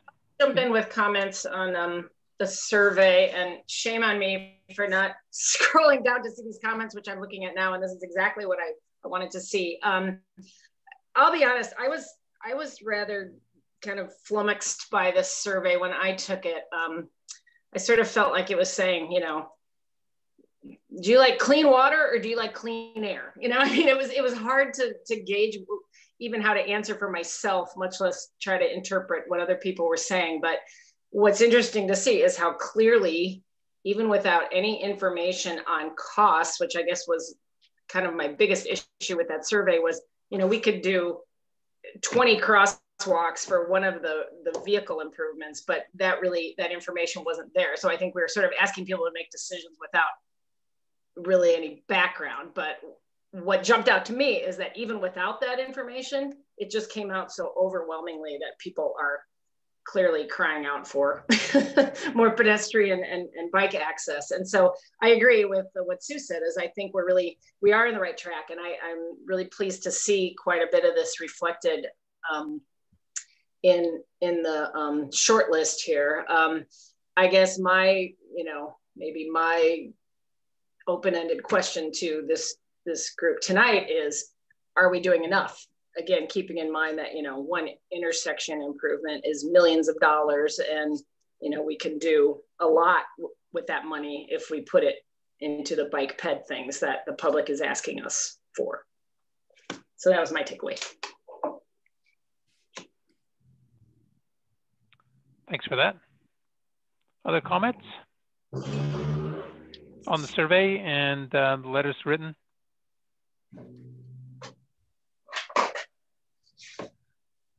I appreciate all the comments as well, as already been commented on, but I do want to kind of second that there were a lot of comments regarding using bike and walking as a mode of transportation. So not necessarily just for recreation, but also to get to work, to get to school, to get to the grocery store. And I think that's something that's important to recognize. But I guess my question is, like, so there's clearly, so this is a starting point, but how do we include some of those other things that are kind of missing in order to really encourage people to use those different modes of transportation, and how could we potentially put it in here? I guess that's what I'm kind of missing, is what else can we do? I mean, clearly there's the projects that the short list, and then there's the additional ones, which I agree, it seems like it would make a lot of sense to increase the SDC in order to make us at least more in the middle. But I guess the question is, like, how else can we impact it and do more? Commissioner Frost, do you mind if I jump in real quickly? Yeah, go ahead. Yep. Commissioner Slappy, one thought has to do with a project that Commissioner Ramey was talking about a little bit earlier, the Safe Routes to Schools project. So the potential to find grant funding for some of these projects, you know, there is funding available, and so I think that's one way to get at this. While maybe projects aren't on the financially constrained list, they remain in our preferred plan. And so as we work through processes like the Safe Routes to Schools project, we may find funding sources that we can, you know, address specific projects. I'll leave it at that for now. Yeah. I guess I'm trying to figure out how we could do something constructive as the Planning Commission in related to this particular component. And I'm trying to figure out what that is. And maybe Kevin, you could help. I mean, it seems like Kevin said there were a lot of projects in the Heights that didn't get, if you look at the comments, they're mostly pedestrian from the survey and stuff and letters. They're mostly pedestrian and bicycle improvements, right? Yeah. Majority of them are. And a couple of those probably fall into a couple of big categories. One is the Heights. One is related to schools. There's one that's related to kind of more trail type uses. And then there's some stuff around probably the Cascade and Scenic Highway, or some categories like that. And Kevin has said a couple of those he didn't get onto our list because he thought other things were coming. But I feel like us trying to categorize and identify to council these particular deficiencies and the need to address projects in those areas. I mean, I don't know if we want to go through the list and say this project, and this project, but I'm kind of thinking if we can identify these critical areas, we've looked at the data, and we need to try and draw some conclusion for them. That's what I'm just trying to figure out what role we could perform here, and maybe everybody could chime in. Yeah, Bill, I've been thinking about this a lot too in the past 2 weeks, because there's, well, more than 2 weeks, not like a month, because there's so much going on. And in the, perfect world with this TSP update, the urban renewal, in answer to your question, Sue, there is already a separate consultant working on and analyzing the Heights of 12th and 13th and traffic counts and everything. And Tina can talk about that. And that project is about to come out with a survey. And then we have the Safe Routes to School survey that was just released. And it's kind of, those are almost like the areas that Bill just named. It's like, how do kids bike and walk to school safely? How do people bike and walk through 12th and 13th in the Heights safely? The trails, which is a totally different category that's mostly addressed in the West Side Plan. But what I'm really hoping comes out of all of these three major processes is that this funding map will start to look like, if you peel away the motor vehicle investments, it will start to look like a spider web of walking and biking is getting pieced together. And we can start to see, oh, in 20 years, this is going to be an amazing walking and biking city. But it's just how do we as Planning Commission make sure that these three different siloed projects get pieced together in a very meaningful way? And that's what I'm struggling with. It seems like I'm trying to think, but I feel like all we could realistically do is make some specific call out, along with this West Side recommendation. It's like, hey, we made Kevin highlighted it to us, but it's falling out with all the data and all the surveys and everything else, that there's a really critical areas that we feel need to get addressed and aren't in here. And we're making the assumption that it's going to be identified and funded through some other projects.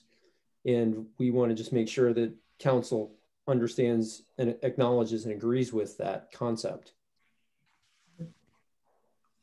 So Bill, you're saying things that are even beyond this, not this map, but the next map, the with additional funding map. You're talking about items even beyond that, is that right? And then maybe prioritizing those or calling out things that. I think based upon the testimony that we've had and the survey that we have, that even if we get to the with additional funding, Kevin said so there's a decision for us to make, which is, do we agree that, all that needs to happen to get the with additional funding is us to recommend that we increase the transportation SDCs. So we have to make that conclusion. Do we recommend that or not? And then once we make it past that, I think the next decision is, there are still projects that are not on the with additional funding map. And those are probably some, from the survey, there's probably some critical projects that did not get on the with additional funding.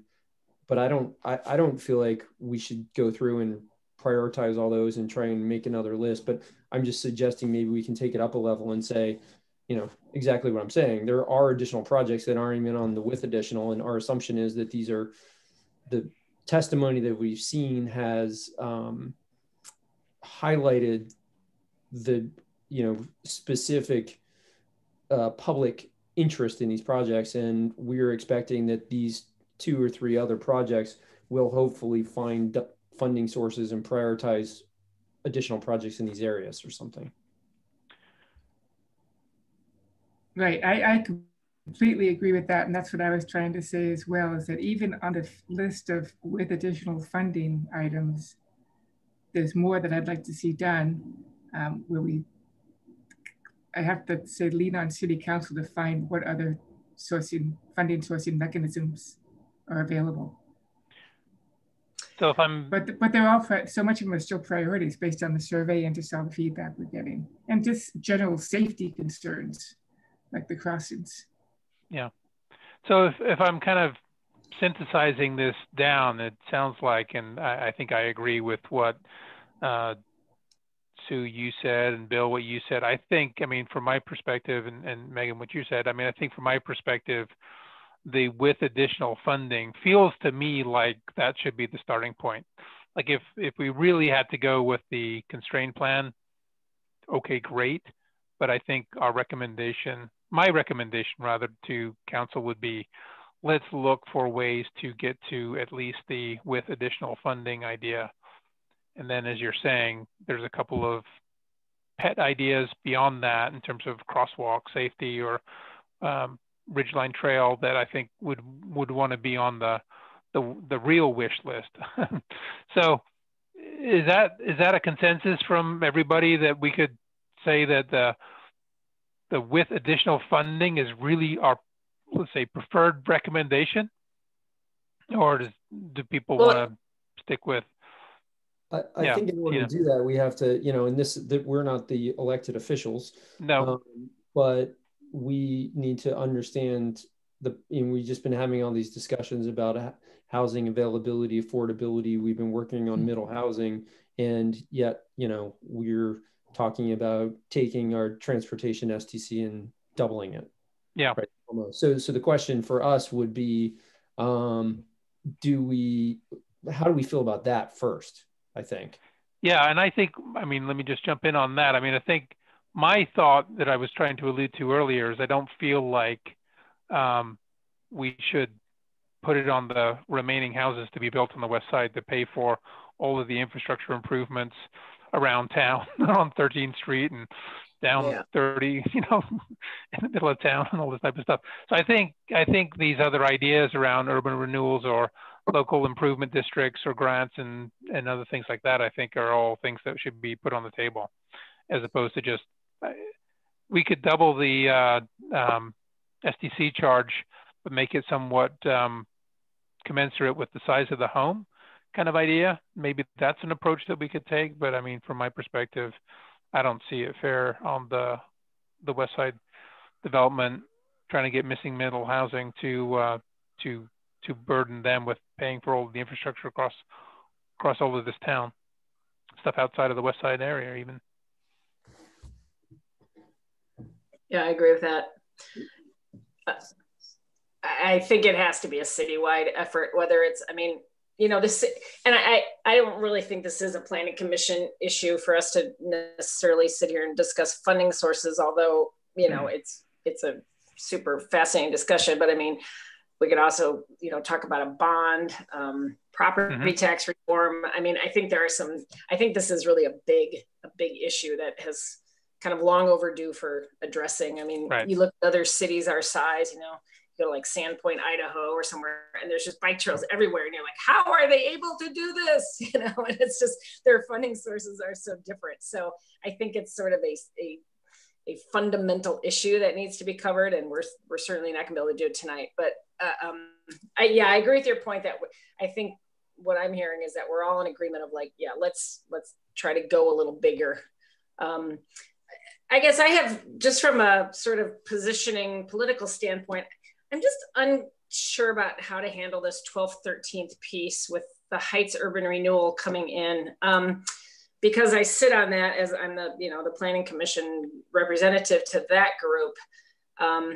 That has a much different makeup of people who are interested in it, because it's not just our city residents, it's, you know, it's a lot of county people who use the Heights as their business area. So there's a much kind of broader, I think, set of values and interests going into that maybe than is represented just in the city of Hood River.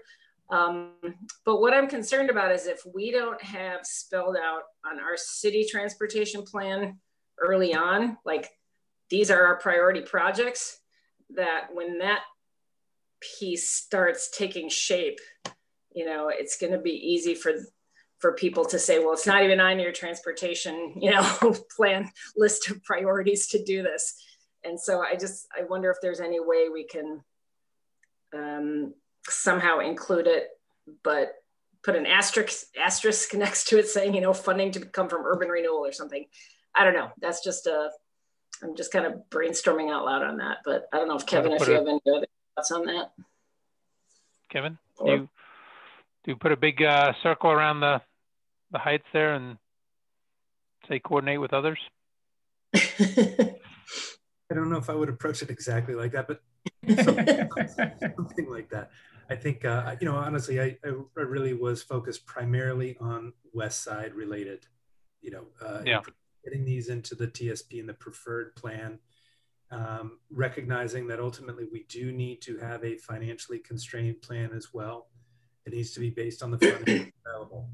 I don't know how much funding is going to be generated by Heights Urban Renewal at this point, nor do I know what the project list is going to look like, nor the cost.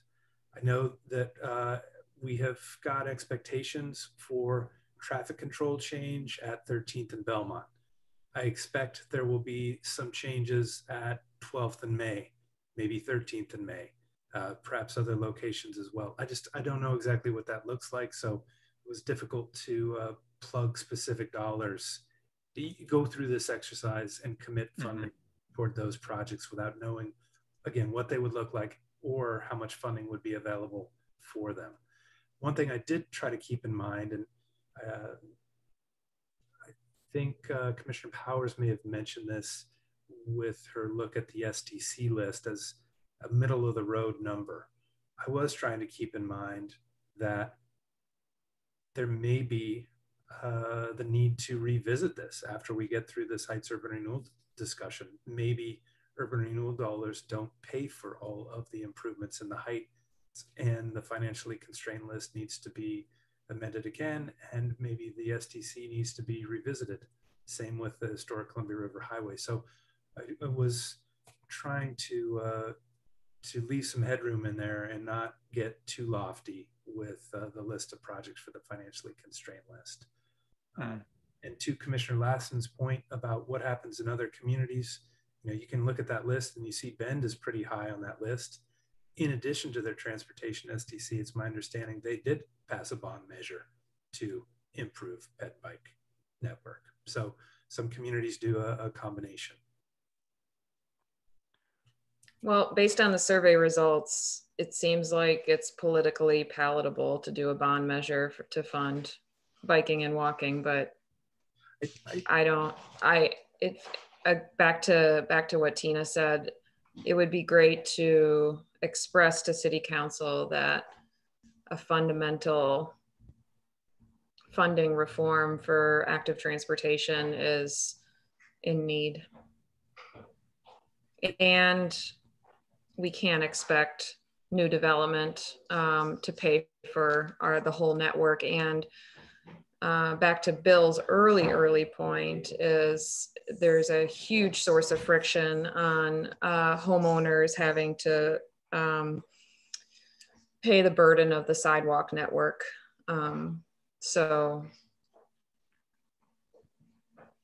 I'm all for telling City Council that there should be a major like funding reform.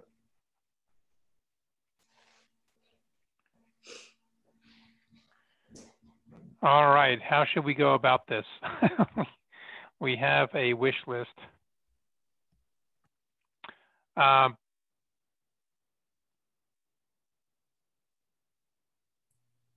going through it. So, Chair Frost, do you mind if I jump in?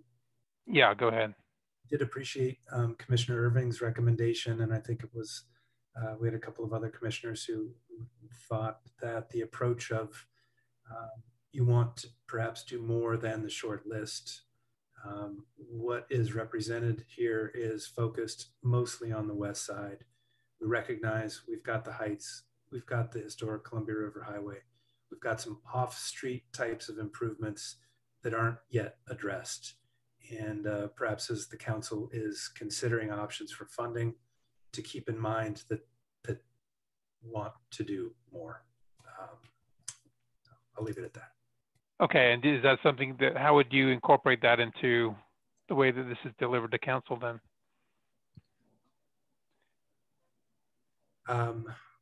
Again, just as Commissioner Irving kind of defined some categories, broad categories of whether geographic locations or types of improvements, for example, off-street, to define those categories and just note to the council in your recommendations that some of these aren't fully addressed. And as they are considering options for funding, that you don't want these to be forgotten about. And I guess I'm asking, you're going to forward the TSP to council. Do you want us to list these out? I think you've got at what we're trying to say. Is that something that you're going to represent on our behalf, or is there something that you need us to do?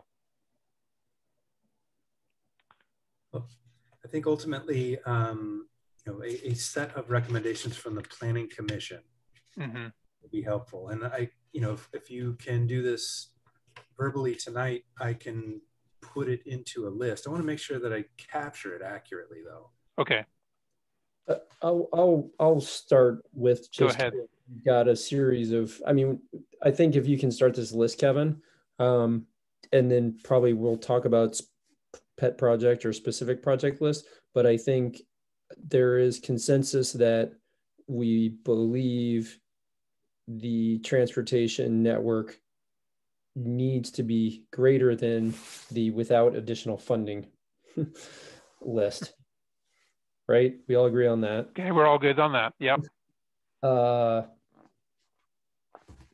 Speak up, everyone. This is where everyone has to nod as Bill is kind of speaking out the losing my train of thought here. We didn't talk about transportation SDCs. It does seem like we were on the low end of things, and certainly if folks are anticipating trying to move here, live here, purchase homes here, and expect to have the set of amenities that are amenities is not the right word for them. Transportation improvements that we are talking about, then potentially some burden of that should be paid through the course of new construction, I think. Do we agree that we should or should not increase our transportation SDCs? We should comment on that. It seems like we should. Yeah, I agree with that. I think we should increase our transportation SDCs. I agree too. Sorry, I just want to add that it sounds like I agree too. I think we could potentially agree, and I know council is talking about this, but just continue to hit them over the head, that we believe that some tiered SDC is more favorable, and we could specifically comment that, you know, we've made all this efforts for middle housing and we want to try and maintain affordability. So we do believe that overall the SDCs possibly should be tiered. Yes, and I would, yeah, I agree with that. And I would also support incremental increases and or increases indexed to inflation automatically. So I don't know how that works, but it would be great to inspire, you know, development next year. And maybe the incentive for that is you're going to pay a lower SDC charge, you know, next year versus 2 years from now versus 3 years from now. So our tiered SDCs, would that be, could we do it by square footage? Is that a logical way? Yeah, I mean, right now you go in to get a SDC and it's, if you got a 500 square foot cottage or a 4,000 square foot house, transportation SDC is the same. A lot of our SDCs are the same. The only thing that's really variable are your permitting and plan review costs. So those, you know, when you go get electrical permit, you know, how many breakers do you have, or plumbing, how many toilets do you have? But you just pay your SDCs are flat fees. Yeah, I guess I asked because I've heard of it, SDCs, tiered SDCs as, you know, number of bedrooms, but it kind of seems to me that square footage is more equitable, especially regarding our, you know, missing middle and some of these smaller developments we're trying to encourage. Yep. It seems like it. Yep. So let me just ask a question on that, because in order to get to the list with additional funding, they kind of targeted 18.6 million. So how would Kevin, I guess they would have to figure this out, but how to get to that figure? Because how do they know how many homes of what size are going to be built and what SDC charges are actually going to be brought in? There's as implementing or modifying an SDC, there's some ORS regulations related to this whole thing about how you're estimating and how you plan for them and what you're including. And there's a whole methodology. Okay. There's a formula that that we have to follow. Yeah. Okay. And I guess if we're saying we're supporting SDCs to the middle of the road, I don't know that we have to pick an amount.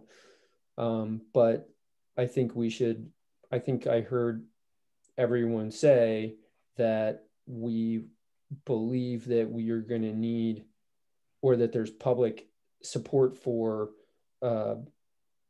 there's enough public support for these additional transportation improvements that we believe we need to examine funding sources other than SDCs, like bonds or things like that. I agree with that too. I agree. I agree. I agree. Okay. Kevin, am I making I agree. it right? Very helpful. Thank you. Okay. And then we believe that there are a couple of kind of critical project areas where that you called out specifically to us, but there are some areas that we did not plan for in either of these lists because there were other activities in process. Correct? You did say that, right, Kevin? And those areas are the Heights, specifically, yeah, Heights Urban Renewal District and Historic Columbia River Highway State Trail Streetscape Project. Yep. And the public, and so we could highlight the fact, you know, Kevin said it once, let's us say it in our recommendation, that we're acknowledging the fact that there are a lot of improvements in those areas, which are not on the with additional funding list. And we're expecting that those projects are going to identify and prioritize projects in those areas.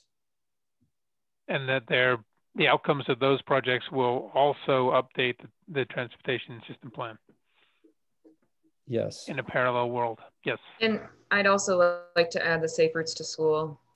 Oh, yeah. The planning identification grant, because that's going to set us up for some, to leverage some great funding for Safe Routes to School grants in the future. Okay. That might be where I was going to stop and let other people chime in. I think that's good. I think we've got it. Well, I think the only thing that I am curious about was whether anyone agrees on any different discussion here about Henderson Creek. Does anybody want to fortify Henderson Creek, or a 15-foot paved from, where would that be, the urban growth boundary down to Eugene Street and then P14 here on this plan? Is that enough, or do we want to try and make a recommendation? I guess and let me just step in. I mean, so I think from my perspective, that's an interesting corridor. It always has been to me. I think we haven't done it justice yet, but I could also see it going quite a bit more expensive than a 15-foot paving as I think about parks along that. And so I think maybe just leave it in my mind as, I think ripe for a special project would be treatment of Henderson Creek all the way from the urban growth boundary down to Cascade in its entirety as a park-like setting with multimodal. So that's super wish list, but I think it's just something that we should say is a pet project. Keep your eye on. Let's think about how we could do that. Do we, Kevin, do you have anything to, I guess, color to add around Mark's commentary related to Parks and Rec? I have had a conversation with Mark Hickok, the director of the River Valley Parks and Rec District, about funding for trails. And at the moment, from the Parks District's perspective, as I understand, funding for chunks of land for parks might be seen as a priority. In any case, the Parks District does allow the jurisdictions, City of Hood River, Hood River County, to make funding requests. And I believe that the city manager submitted a request to fund a mix of both trail and park land acquisition with park SDCs. I don't really have much more to add than that. I mean, we've got some cost estimates in the draft TSP document for both Henderson Creek right-of-way and trail improvements, not at the scope that we discussed, the vision of 25 foot from center line on both sides of creek during the West Side Concept Plan. That those numbers have been narrowed a bit in the cost for the TSP project. But anyway, we do have cost estimates for Henderson Creek Trail as well as for the Ridgeline Trail in the document.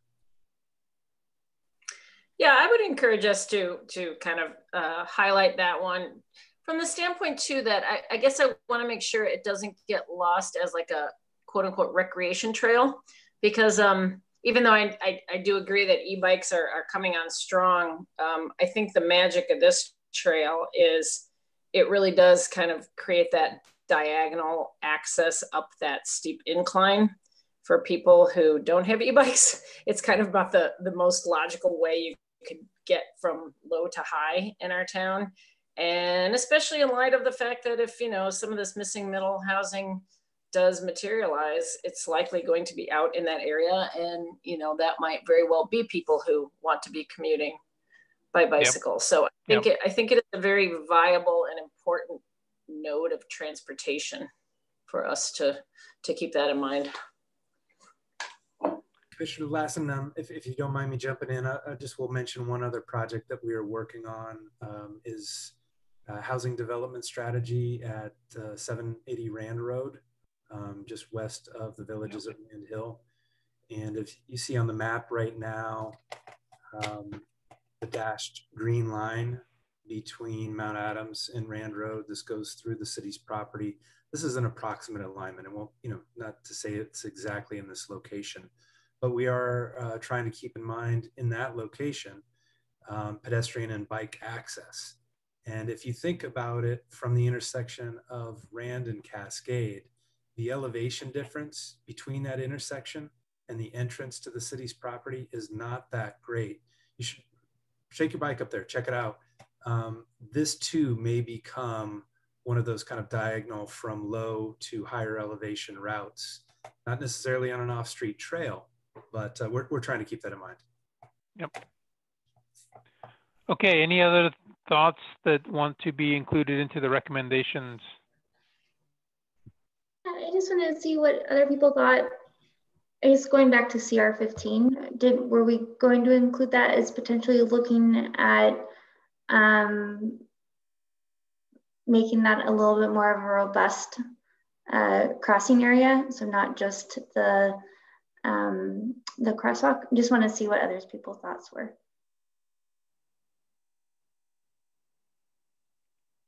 Tina, you're on mute. Tina?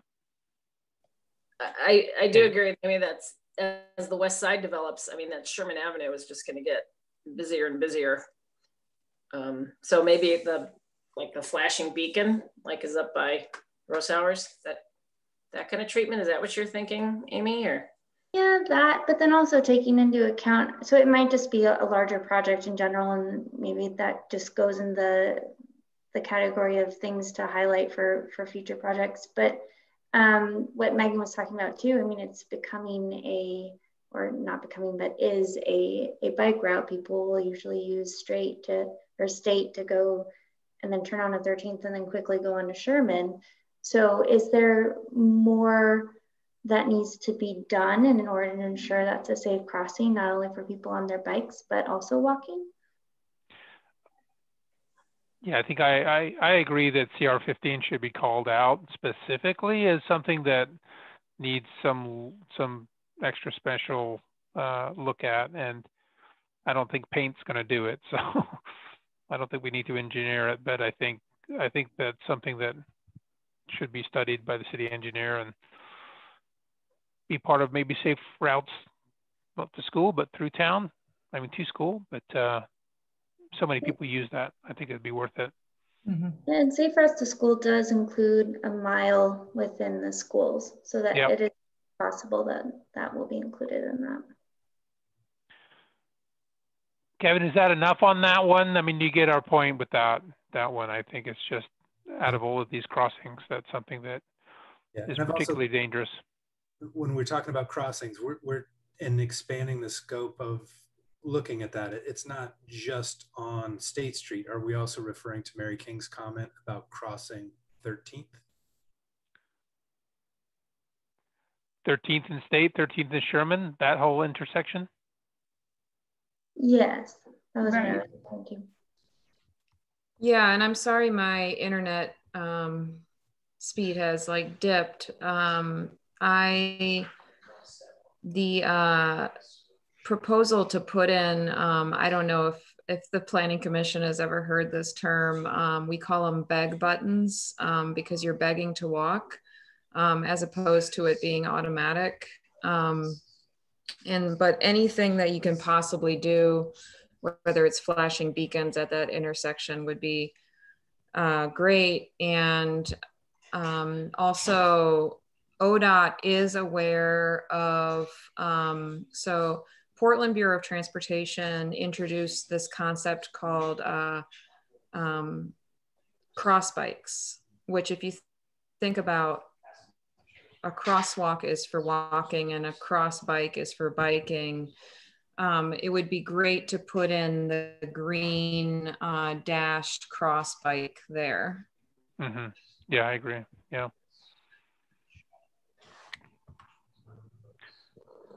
Okay. Yeah, go ahead, Tina. I'm sorry. Does anyone else have comments on that intersection? Because I was moving on. No. Keep going.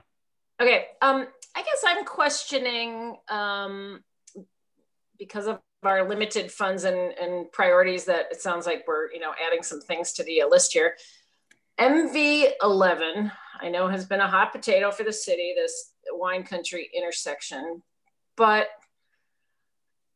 to put it on our sort of constricted list when we're not sure when that road is going to be built seems like that kind of drops it as a priority. Like if West Side Drive or Alignment D or whatever isn't there yet, do we really need to have MV11 be a priority intersection at this first level? So you don't live on the west side, do you? No, but I do go to Post Canyon a lot, and I do drive through that intersection. And that intersection is a nightmare. So I think it's appropriately on this list. I think that's a death trap. That yeah. For somebody who lives on the west side, goes through that intersection. Okay. Yeah. Whenever I get in my car. I thought Rand Road. I mean, Rand Road, I'd agree, is a nightmare, but I guess I didn't realize that this one was as horrific as you're saying it is. Here, Frosty, mind if I jump in for a moment? Go ahead. So this is an intersection that I really had a hard time with Commissioner Lassen. That's a lot of money to dedicate to one intersection where we at this moment don't have consensus on the right approach. The preferred option is a roundabout, and the rationale stretches far beyond the scope of this project to people further up Country Club south of the city. And if you recall the Eagle Creek fire, mm-hmm. The comments that we got after the Eagle Creek fire, yeah, concerned about what happens when the power goes out and there's an emergency and we need to get people out of town. That was one of the factors that influenced a roundabout as a preferred alternative at that location. So just want to mention that. Yeah, no, that's a good point. Tina, I hear you. That's a lot of money, what, $5.5 million, but Kevin is totally right in reiterating the emergency evacuation. I'm terrified at what the city becomes with gridlock when everybody's trying to escape in their vehicles.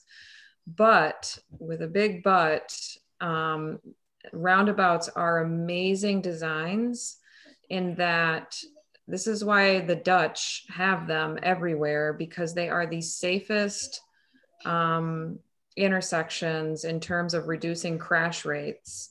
And so I would hope that this $5.5 million includes how the Netherlands designed their roundabouts, which is, it still makes it the fastest way for vehicles to move around, but you have the prioritization of people walking and then people biking and then motor vehicles.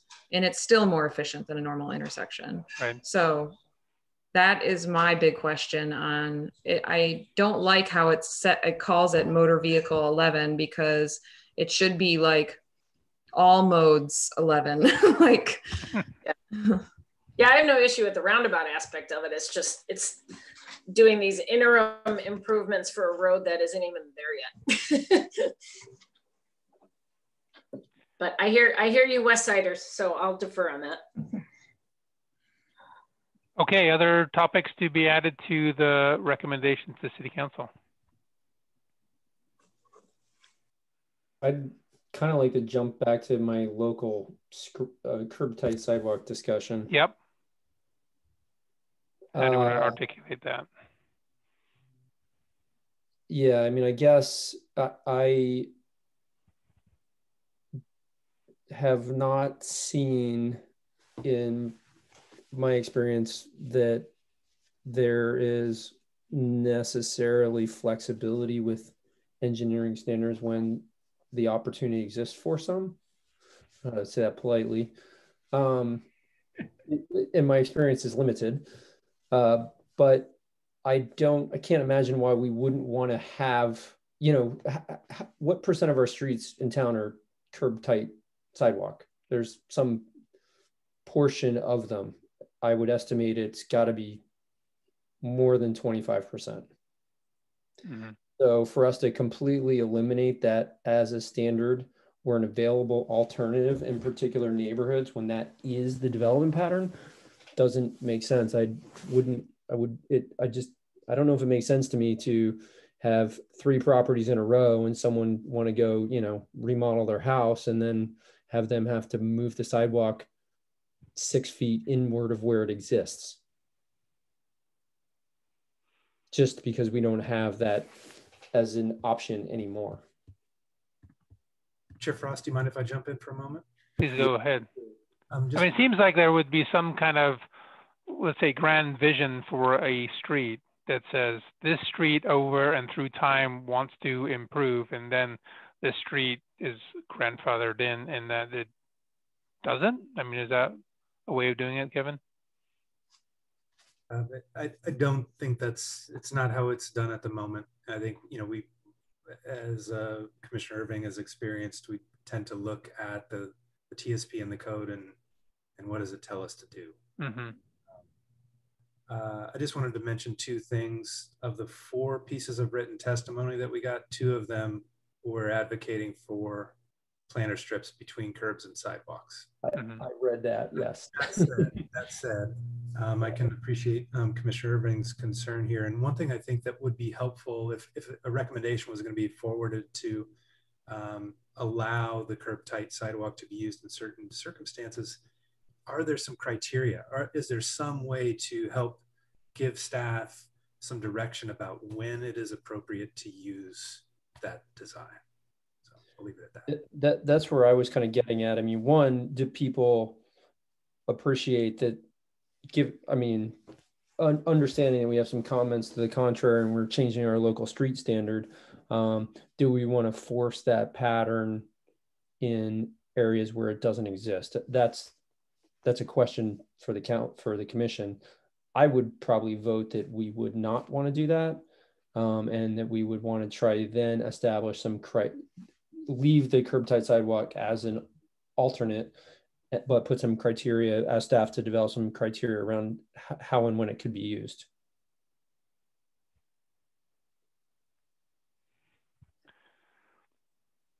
When you say you want to have it in areas where it already exists, you want to continue with the curb tight, we probably need a criteria even around that to say where it exists, like it's more than 50% of a given block or a given distance. Or that's where I was going to not necessarily put too much brain power to it and suggest that maybe staff could, but that's what I was thinking. If this is the development pattern within, 75% of the block or something, mm-hmm. or the adjacent property owners in, 100 feet in either direction, pick some staff could figure out something. So the question is to people, I think is it's a two-gating kind of question. One, do people agree with my concept or not? You guys just say, no, we don't. We'd want to see it changed in every case. So that's a yes, no. And if people do agree that we would allow it to continue, then we need this to have staff make recommend that staff to look at some criteria. This is Erica. I would agree to continue it if it's an existing pattern on a block, if you're considering it on a block by block basis. Yeah, I think I agree with that too, as Commissioner Price says. I mean, if there might be some criteria that says if so much of a block is curb tight, then, ultimately it'd be great to complete some of our sidewalks, right? We have so many areas where, you have curb tight and then it goes to nothing and then goes to something else. And it'd be great to finish it all off. And if by allowing some curb tight to happen and it fills in the last 25% of a block, I would be all for that versus kind of imposing this new standard on that small little piece. So I would agree with some type of criteria around that.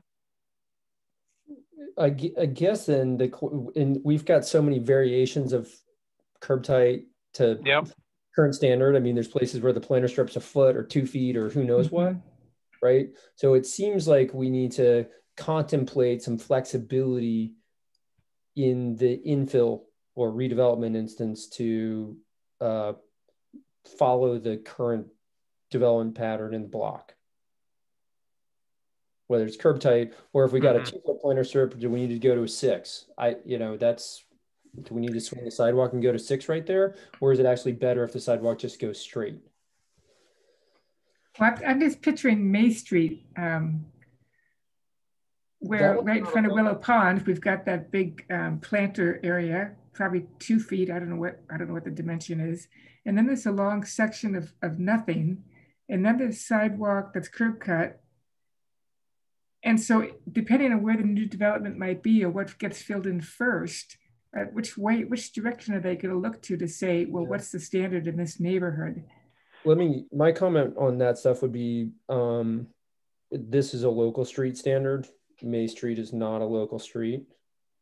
So this would not be an option for development on there. Good point. We're talking about local. Okay. Yeah.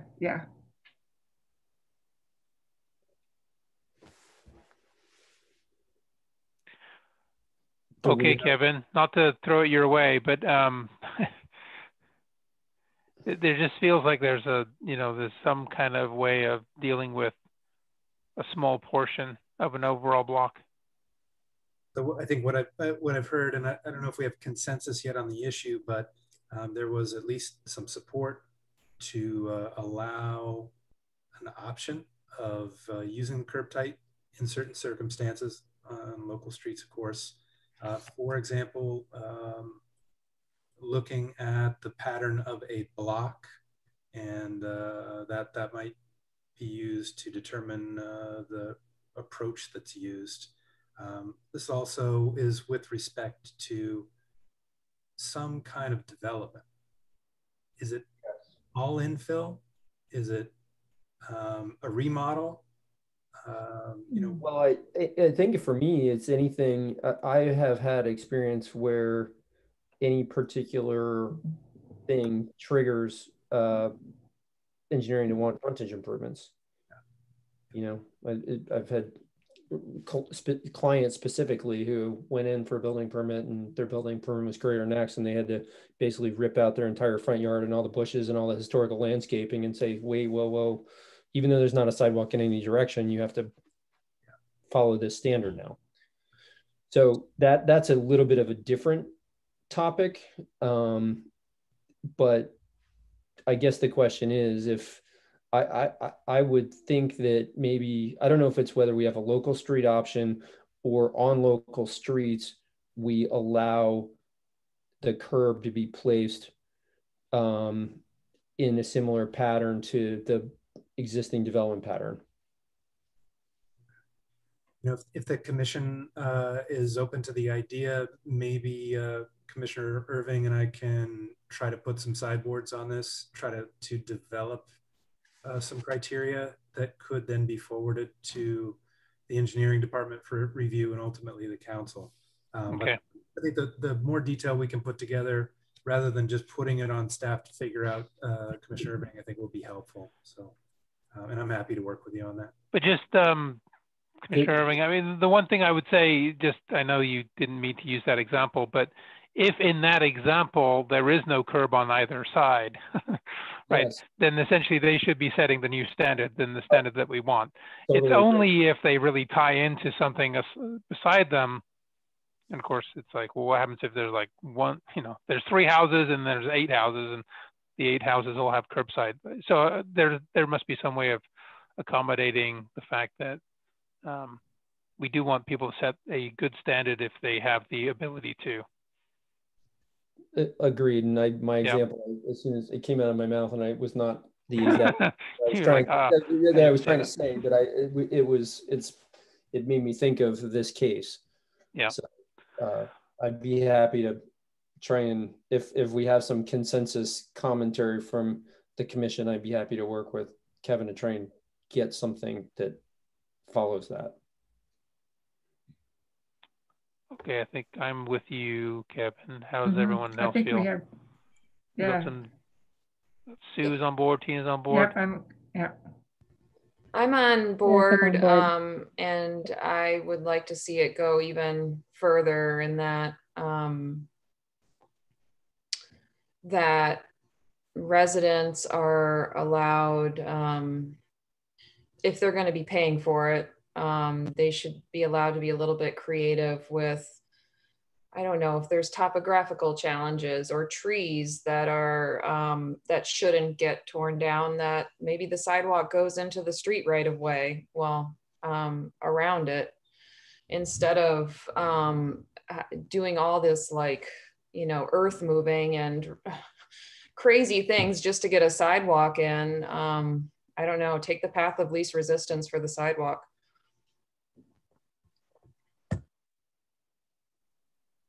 Interesting thought. Yep, I can see that. Kevin probably has some comment on that. We've done something like that in the past for some specific PUD approvals, I know. Yeah, and certainly there are examples around town on public streets where, in order to save, for example, a ponderosa pine that's several hundred years old, or a big oak or something like that, rather than plowing a sidewalk right through the middle of the tree, meander the sidewalk around it to retain it. Do we need to call that out, or do you feel like that engineering has a process established enough for that currently? I think it would be helpful to call that out as a potential criterion in this list, okay, as to why you might go with a Curbtight in order to save a tree, for example. Yep. Okay. Okay. That's good. All right. Any other topics for the list?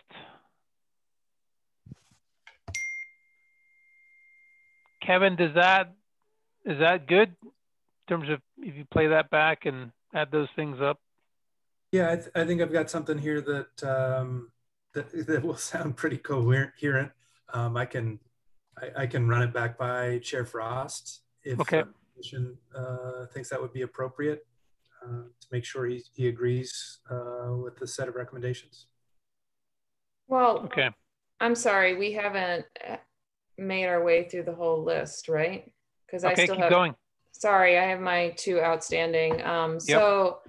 I got some clarification on the Oregon law on a bike advisory lane, because I knew I had biked on one in Oregon. There is one at 4th and Carruthers in downtown Portland. It's on the lower east side, right near Tillicum Crossing Bridge, and it's for about 4 blocks. And the intentional design is perfect for the use, which is it's a low traffic street, and I believe we were prescribing the bicycle advisory lane for neighborhood connectors. Is that right, Kevin? That's correct. That is where that was introduced, correct, on neighborhood connector streets. Okay, and I understand why there's hesitation with the Oregon state law and vehicles not being allowed to drive in the bike lane. But what Maria Sippen at ODOT told me is that there is an exemption. You can look at ORS 811.440 when motor vehicles may operate on a bicycle lane. And I believe this is what PBOT used, is number 3 of that law says, and this is funny language, but an implement of husbandry may momentarily cross into a bicycle lane to permit other vehicles to overtake and pass the implement of husbandry. So that's more directed at tractors, but it does provide the precedent that when, and just to refresh my fellow, oh, sorry. Can you guys hear me? Yep, we hear you. Yep. I'm plugging back in my headphones. Just to provide what I'm talking about with a bicycle advisory lane is it's the normal street width. And instead of there being 2 vehicle travel lanes, you have 2 dashed lines on the sides that indicate like a shared path or bicycle lane that are dashed. And so when the cars are normally driving, they're driving almost like straight at each other. And when there's no people biking, they can go around each other. So it's not against the law. It's just you have to look at the right aspect of the law to make it happen. And I still would really like to see that treatment as one of the tools in the toolboxes of bike routes. Mm-hmm. I like that. Others in favor? Continuing to look at that advisory lane idea? Do you have a place in mind for it right now, Megan, where it would make sense? Well, it's neighborhood connectors. So any of those bike routes that we have. Right, that are classified as a, the street is classified as a neighborhood connector. I believe the one we were, Kevin, which one was it as an example? Was it one of the 20s? As an example, but 20th Street south of Cascade was identified, or in the current TSP, identified as a bicycle boulevard. And it was suggested that this treatment should occur on bicycle boulevards. But 20th Street is a collector street. And so from the city's perspective, that's a conflict to say that we're going to create a street that is really not intended for much motor vehicle traffic, but at the same time, it's designated as a collector that's intended to carry motor vehicles. You know, we couldn't get there. It just didn't align. So. Yeah, well, that's not really what I'm asking. I'm asking more for the bicycle advisory lane to be included as a acceptable cross section for connectors, not collectors.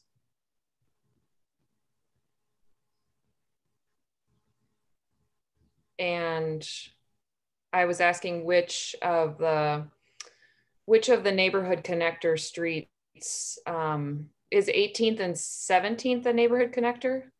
On the map that we're looking at right now, the neighborhood connectors are the dashed green lines. The Montello wouldn't be a neighborhood connector. So again, the application, and forgive me if I spoke incorrectly earlier, the original recommendation from the Planning Commission, I believe, was that we were going to use these on the bicycle bullet. No, I'm sorry. I'm getting this confused with Neighborways. Yeah. Commissioner Ramey, excuse me.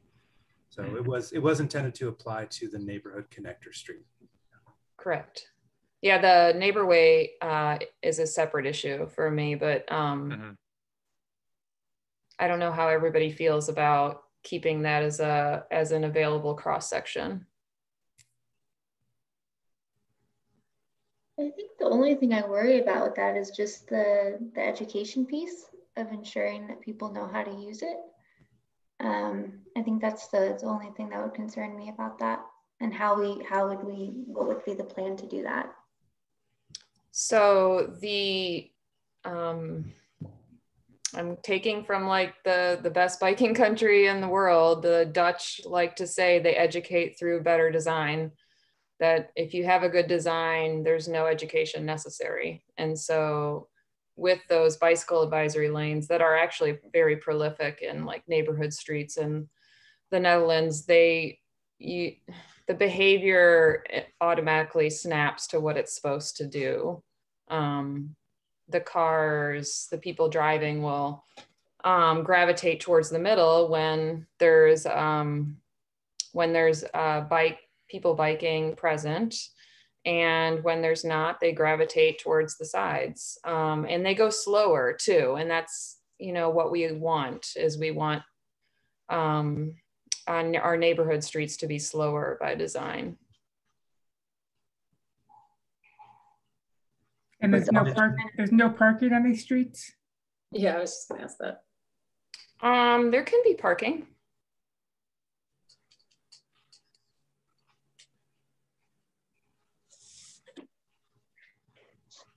I don't have a strong feeling. I'm not a huge fan of this design personally, because we had these in Madison and I never felt safe biking in that because of the parked cars. I felt like I was always kind of weaving in and out, but I don't have a super strong feeling about it.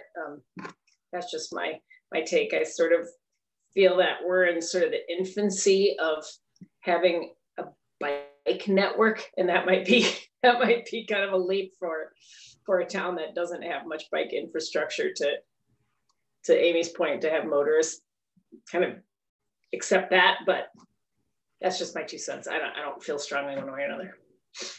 Where was this in Madison, Tina? Because I don't know of one there. I think some of the neighborhoods off of Monroe Street were playing with that. I don't know if they're still there, if it was a temporary thing between Regent and Monroe, that neighborhood back there. That is exactly where I grew up. That's funny. Oh, it is so funny. I think those were. I can't remember what the bike infrastructure was that long ago. There. Yeah, I think those were bike boulevards with chicanes, because I don't remember there being a bicycle advisory lane there yet.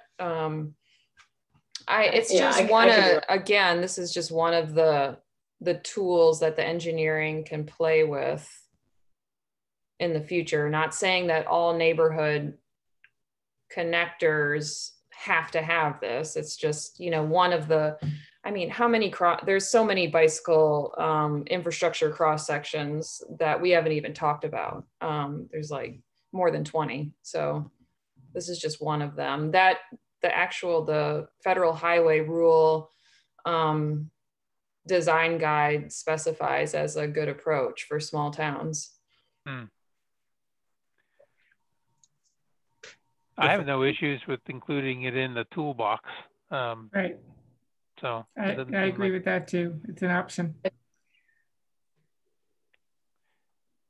Megan, you had another comment? So the second the piece that I'm trying to understand. So when we were proposing to do a find and replace on bike boulevards as neighborways, the genesis of that was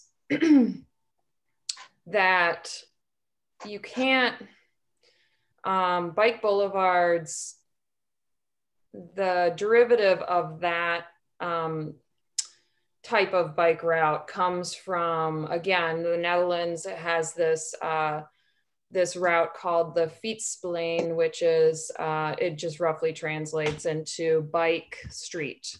And so that's why Portland has a ton of bike boulevards, but the new version of that is more inclusive of people walking and rolling. And so that's why you call it a neighborway. And I totally understand, Kevin, that you can't, I don't understand how 20th was ever considered a bike boulevard, because it does not, in my mind, meet the criteria for a slow neighborhood experience.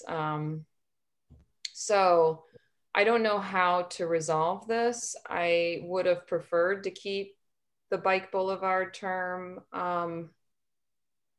but I don't, the blanket paintbrush with just calling them bike routes now is losing what I was trying to propose, which is we should consider some of our east-west routes, especially, to be much more low-cost investments in walking and biking routes versus, it goes back to the funding thing. Why are we spending lots of money putting in bike lanes on May Street when we could choose a parallel neighbor route, which just requires, some sharrows and maybe some, what they call the, they're not the speed bumps, they're the bigger ones. that are so much less costly than it is to put a bike lane on May Street. So that's what I was trying to get at. And I feel like I'm losing that aspect in just calling them bike routes. And I don't know how to fix that besides changing the designation of 20th from a bike boulevard. You know, like 20th should not be a bike boulevard.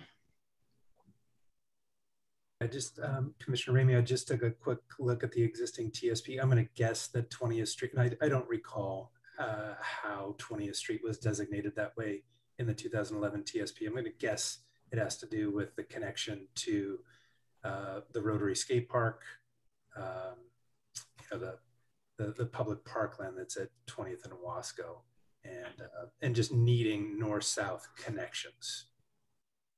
But clearly it's steep, and for most cyclists, it's not getting a lot of uphill traffic. With respect to bike routes, you know, I appreciate the comment about potential conflicts on busy streets, and the image that's on the screen now is the recommendation for the financially constrained list with additional funding. And May Street is an example where I've shown bike lanes, excuse me, between Frankton and Rand Road.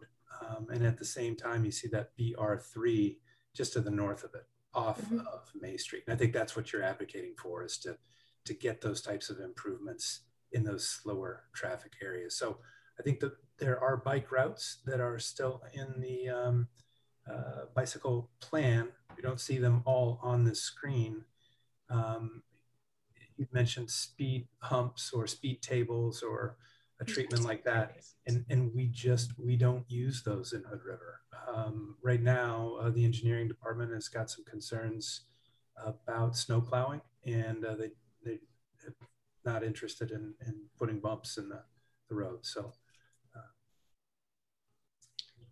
So my specific recommendation then is, since BR3 is the only what I would call a true neighbor way in Hood River, can we call that a neighbor way?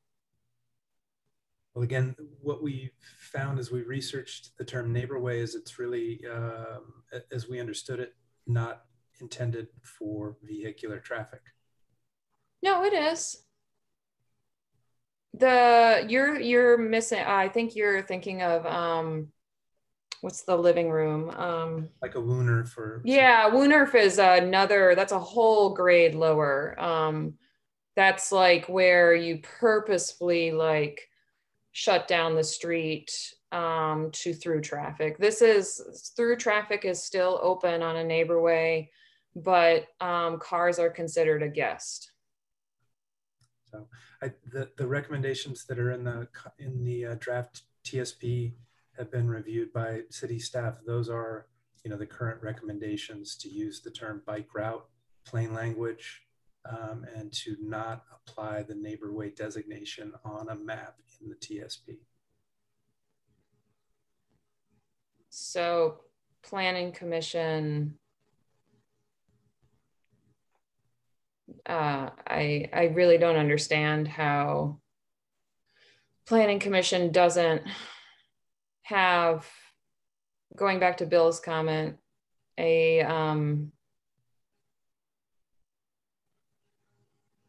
don't know, I'm kind of at a loss for that one, because it's a neighborhood street. It's not supposed to be like a high vehicle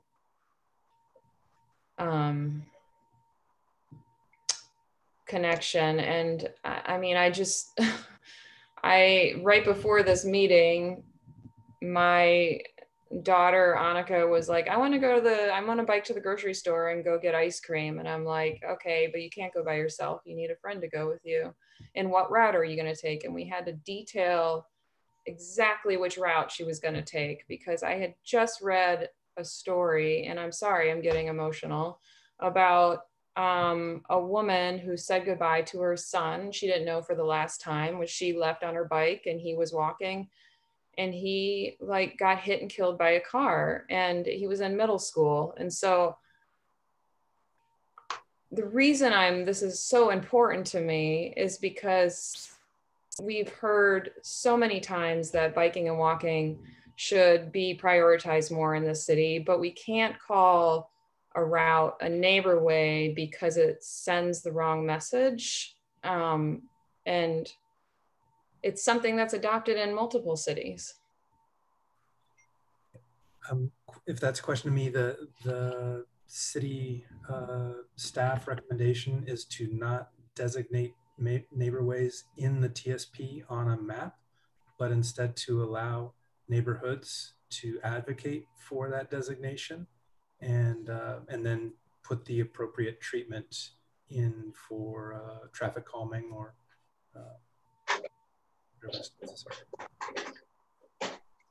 Yeah, I mean, for me, I'd love to see, let's say, the bike routes or neighborways. I actually don't really mind, let's say, what it's called, because I think if we do it right, the route itself will, or if we do it right, we shouldn't just stop at the end of BR3, right? I think I could see it continuing down and into town, and every intersection that includes CR15, every intersection you get to, you know, there's green paint on the ground, and people know that that is part of where bikes turn left or people roll to the right, right? And it's connected. And so I'm a big advocate for the idea that we have a route all the way up and down through town, from downtown all the way out to the end of, May Street or a Country Club Road or whatever it is, right? So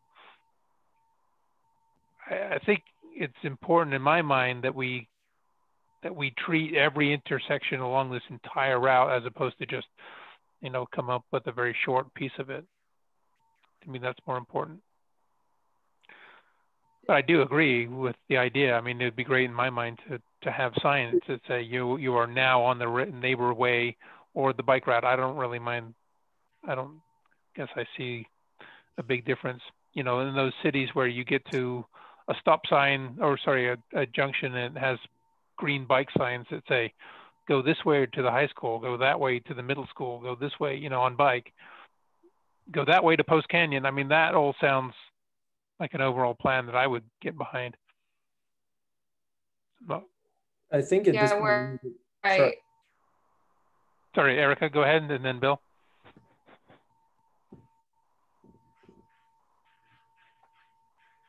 Erica? That might have been Megan.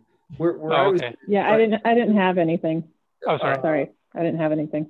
I think emailed some of you that I had a concern previously that the consensus recommendation of Planning Commission was not getting to council with our previous hearing. I think that if we have, Kevin is crafting for us a recommendation. If we have a consensus recommendation that we want to put in here, I mean, Kevin has stated what the staff opinion is, and if we can, as a group, think that we want something different, we should identify what that is and get him to put it on his recommendation. So the question is, what can we get consensus behind? And I will make another plug that this is not about the name. So, well, it is about the name because words matter. So the reason I'm advocating so hard for Neighborway, and it can be called a Greenway too. It's not just about bikes. It's about people walking and overall community support for routes that are just not, I think that we need to do a really good job of making people walking feel very comfortable in this town. And if you just call them bike routes, it's going to be like, it's not inclusive of the whole community. And that's what I was trying to get at with the term Neighborway. And what Bill was talking about when he sees this wayfinding signage in cities, it's always like a green bike, but it's also a green person walking, like, because it's like a neighbor greenway. And that was my impression on the consensus we got during the West Side deliberations. Okay, thank you for that. I like that. Okay, so do we have thumbs up around the Planning Commission here for recommendation for Kevin to go back and reinforce the idea of the neighborway? Thumbs up? Let me Megan? Can I just make a comment on that first? It's Yeah, like conceptually, I completely agree with it, but in terms of defining it by words, I don't know how necessary that part is. So I'm not sure what you're saying here, because in previous deliberations, we did talk about making it a neighborway. I think the city staff and elected officials have determined not to do that. And we are a body that just makes recommendations on things, and they don't have to accept it. In this case, I feel like they did not. And that is okay. We can still reinforce in this current form that we're putting forward the idea that we appreciate all the comments that have come in from the community, and we ourselves feel that we really want to support both biking and pedestrian routes and put that kind of stuff forward. But I don't think the terminology of changing it to a neighborway is that important or necessary. I think we've been through that step.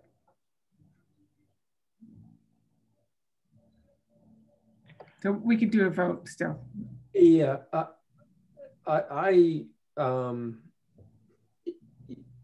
I think back to when I was trying to cite off to Kevin kind of a new bulleted recommendation.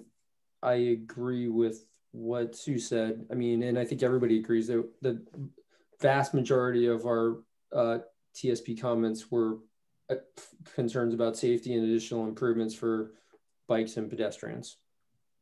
Right? We already have that, I think, as a key fact. We have that, Kevin? In terms of building a network, I mean, the two plans, the pedestrian plan, bicycle plan, being filled out with the recommendations from the concept plan report.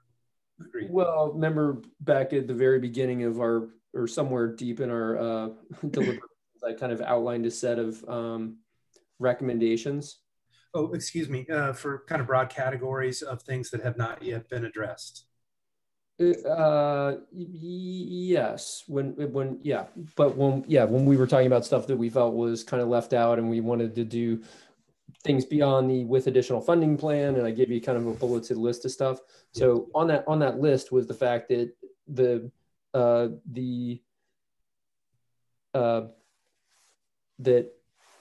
sorry, losing my words here, was that the vast majority of the testimony we received, as well as the survey data, highlighted bike and ped over motor vehicle improvements. I think that is that portion of what you just said, Sue? Yeah. So you did have that, right, right. Kevin? Do you now? Yeah, I didn't have it phrased quite like that, but yes, got it. So then go back to Sue's next comment. We already have established that. So the question is, how do we deal with, do we have a vote on, do we need to rename the thing, or do we need to somehow make some additional commentary in that vein? And I know Megan has a particular proposal.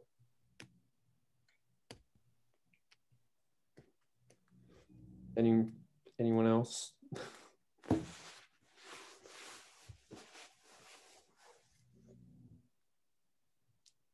So Megan, do you want to, I mean, this could be a place where we just have a vote, or you made a motion that we rename or recommend renaming bike routes to Neighborways. Is that the sum of it, or do you want to restate it?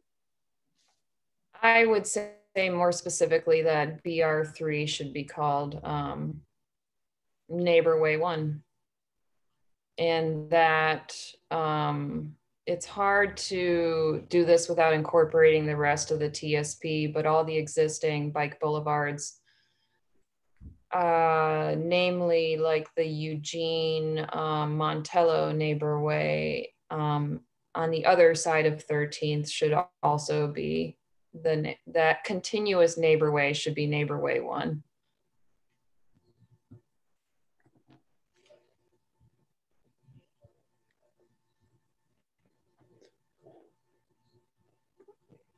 So at this point, do we need a vote to say if we all want to change it to Yeah, I mean, Neighborway? a motion to make that recommendation, and Megan just made it. Do we have someone who would second that? Or we could just vote on it, or we could have some discussion around it. I think we've discussed it a little bit, so. Yeah, so, okay, well, do we just want to take a straw person vote here about like who's in for renaming it to Neighborway? Because we need to know whether to include it in the larger motion for tonight. Okay, so who's in favor of renaming, for example, BR3 to Neighborway 1, using the Neighborway idea? So who's for that idea? Do we have 4 people?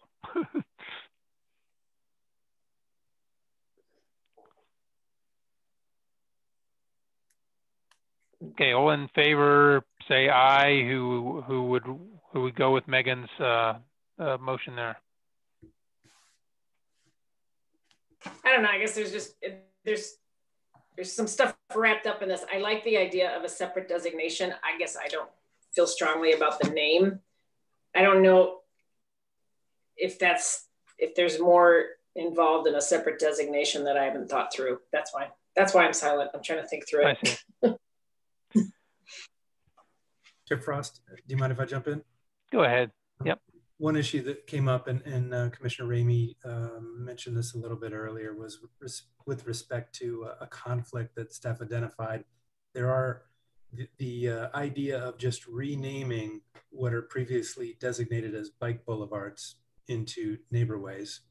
We found, and I'm getting this mixed up again with advisory shoulders on neighborhood connector streets, excuse me.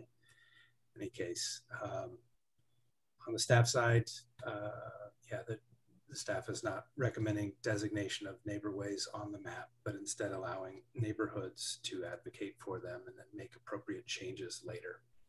Mm-hmm.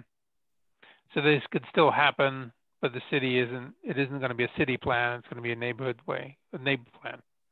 Yeah, I mean, that's the comment that I have a little bit here, is that we're trying to enforce something on, I mean, one, yes, I appreciate the bike connectivity, pedestrian connectivity, transportation, that mode of transportation or other types of mobility devices. But I feel like we would be imposing it upon a neighborhood to say, this is the neighbor way here. And it may be that the neighborhood thinks that the neighbor way should be somewhere else. And I agree that maybe it will never exist if we don't say where it is, but that's a little bit of the concern that I have. And so I lean more in the staff camp of, if people really want to see that happen in a particular spot, then we have some mechanism for them to create it.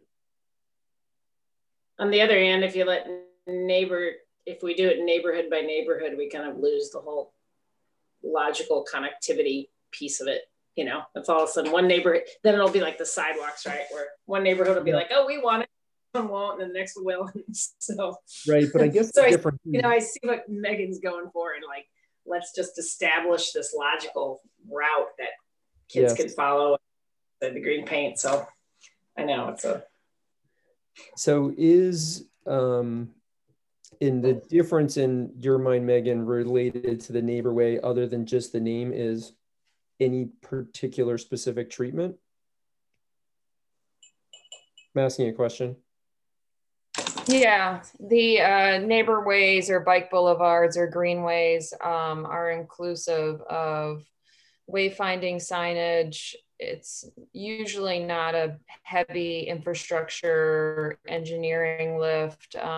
Sometimes there's diverters at intersections. It doesn't, I mean, if I could kidnap all you guys and take you to Portland to see their series of bike boulevards that they now call neighborhood greenways. That's, the term that they adopted. I was trying to shorten it for for just ease of saying purposes, but they call them neighborhood greenways. It's a network. It's not, if we want to do tactical urbanism where the neighbors go out in the middle of the street and take over the street and calm it themselves, we can definitely go that route. But I'm saying from like just a city design, network design perspective, this is a great way to make low stress routes for people going across the city. It's not meant to be like a block party concept where people can shut down the street and have their own, 3-block thing. This is meant to be across, what is it, like 3 or 4 miles of this map? Yeah, not even. If I could yeah, go ahead, Kevin. Yeah, the what's drafted in the document right now in the TSP document, there's a paragraph there describing neighborways, and it concludes by saying a roadway should only be converted to a neighborway where it is appropriate to discourage through motor vehicle traffic, and they work well when a parallel route is available to motorists.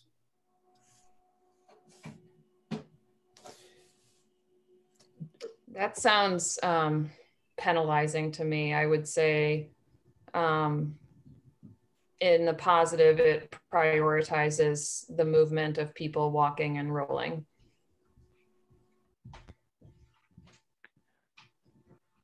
Do we yeah, go ahead. Does the TSP contain treatment for neighborways, Kevin? Or is it just like a short definition and that's about it? States shared lane markings often applied to indicate presence of cyclists. They may include additional measures to promote bike travel. Traffic calming along the corridor can be applied to reduce vehicle speeds and volumes to create a more comfortable environment for cyclists. So it doesn't call out specific treatments. Shows an example of a sharrow. Okay. Well, it seems like we all like the concept of what it's trying to create, but we're a bit split on the naming and what ramifications that has within the city's existing naming structure. It seems like it's a fairly new way of describing routes that maybe our city is not yet familiar with, and so how about a recommendation, which is just, let's make a recommend.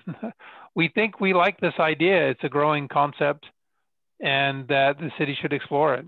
We're not going to come down and say it needs to be, but it seems like it's something that is worth exploring. I could get behind that.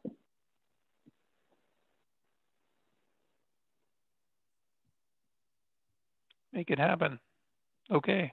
Yeah. I guess I'd be willing to go stronger and say if we have a specific route lined out that in addition to everything indicated on here, we also recommend whatever it is, 15-block east-west. BR3 becomes neighborway. Neighborway. And even maybe on top of that, like if it's not something where we can persuade them to really identify a route that could become that east-west connector, give neighborhoods the tools, maybe identify just the general areas where they think those neighborhoods should happen, and then give the neighborhoods the tools in order to advocate for neighborways. I think that's the thing that kind of that I think about, is that if you're just saying, oh, we're just going to leave it up to the neighborhoods, not only are you potentially leaving it for there not to be consistency and kind of breaking it up, but also maybe these neighborhoods don't know how to advocate for the neighborways. And I think that would be the thing that I think about, of how do they make that happen?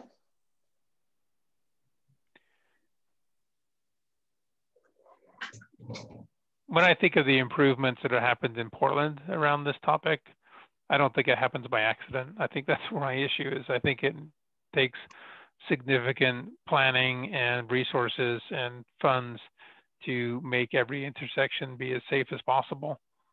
So I don't really subscribe to the idea that we're going to let the neighbors decide whether to paint the streets or not. Yeah, those are two very different strategies. And I mean, if we want the neighbors to own this, then yeah, Portland did have that. And like, I think it was like 20 years ago, the first team of parents went out in the middle of the night and they painted the intersection with a big mural, and the city was really pissed and said, you guys, we have to take that. We're going to fine you all.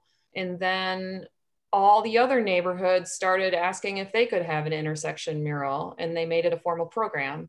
So it was like a nice combination of, you know, rogue urbanism mixed with the city adopting it. And I'm asking for us to get ahead of that rogue urbanism. And I mean, the city has an entire web page that is beautiful on what are neighborhood greenways. And it, you know, neighborhood greenways are quiet, slow streets that prioritize people walking, bicycling, and rolling. They're the backbones of the Safe Routes to School network. So maybe I'll just back away from this conversation, and we can push, or I will push for the Safe Routes to School Planning Identification Grant. And maybe that's more of a thoughtful way to go about this. But I will forward this link on the Portland Neighborhood Greenway Program, all the infrastructure that's included in the design. And they have a really nice neighborhood greenway map that shows all the routes, which is really extensive now. So I will let us get to dinner or get our kids to bed. And I appreciate everybody weighing in on this. It's really important to me. Yeah. All right. Thanks for pushing it forward. Okay. I would entertain a motion to forward to City Council. Where's the words? I would entertain a motion to forward to City Council file number 2020-25 with the modifications and recommendations as described this evening in our deliberations. Somebody want to make that motion? I will make that motion if I can make it just like that without all the details, because I don't know if I can remember them all. But I move that we move file 2020-25 to City Council based on our deliberations and recommendations that we talked through tonight. Thank you, Commissioner Powers. Do we have a second? I will second that. Thank you, Commissioner Lassen, for second. All in favor? What I want to actually. Oh, sorry. Further discussion? Yeah.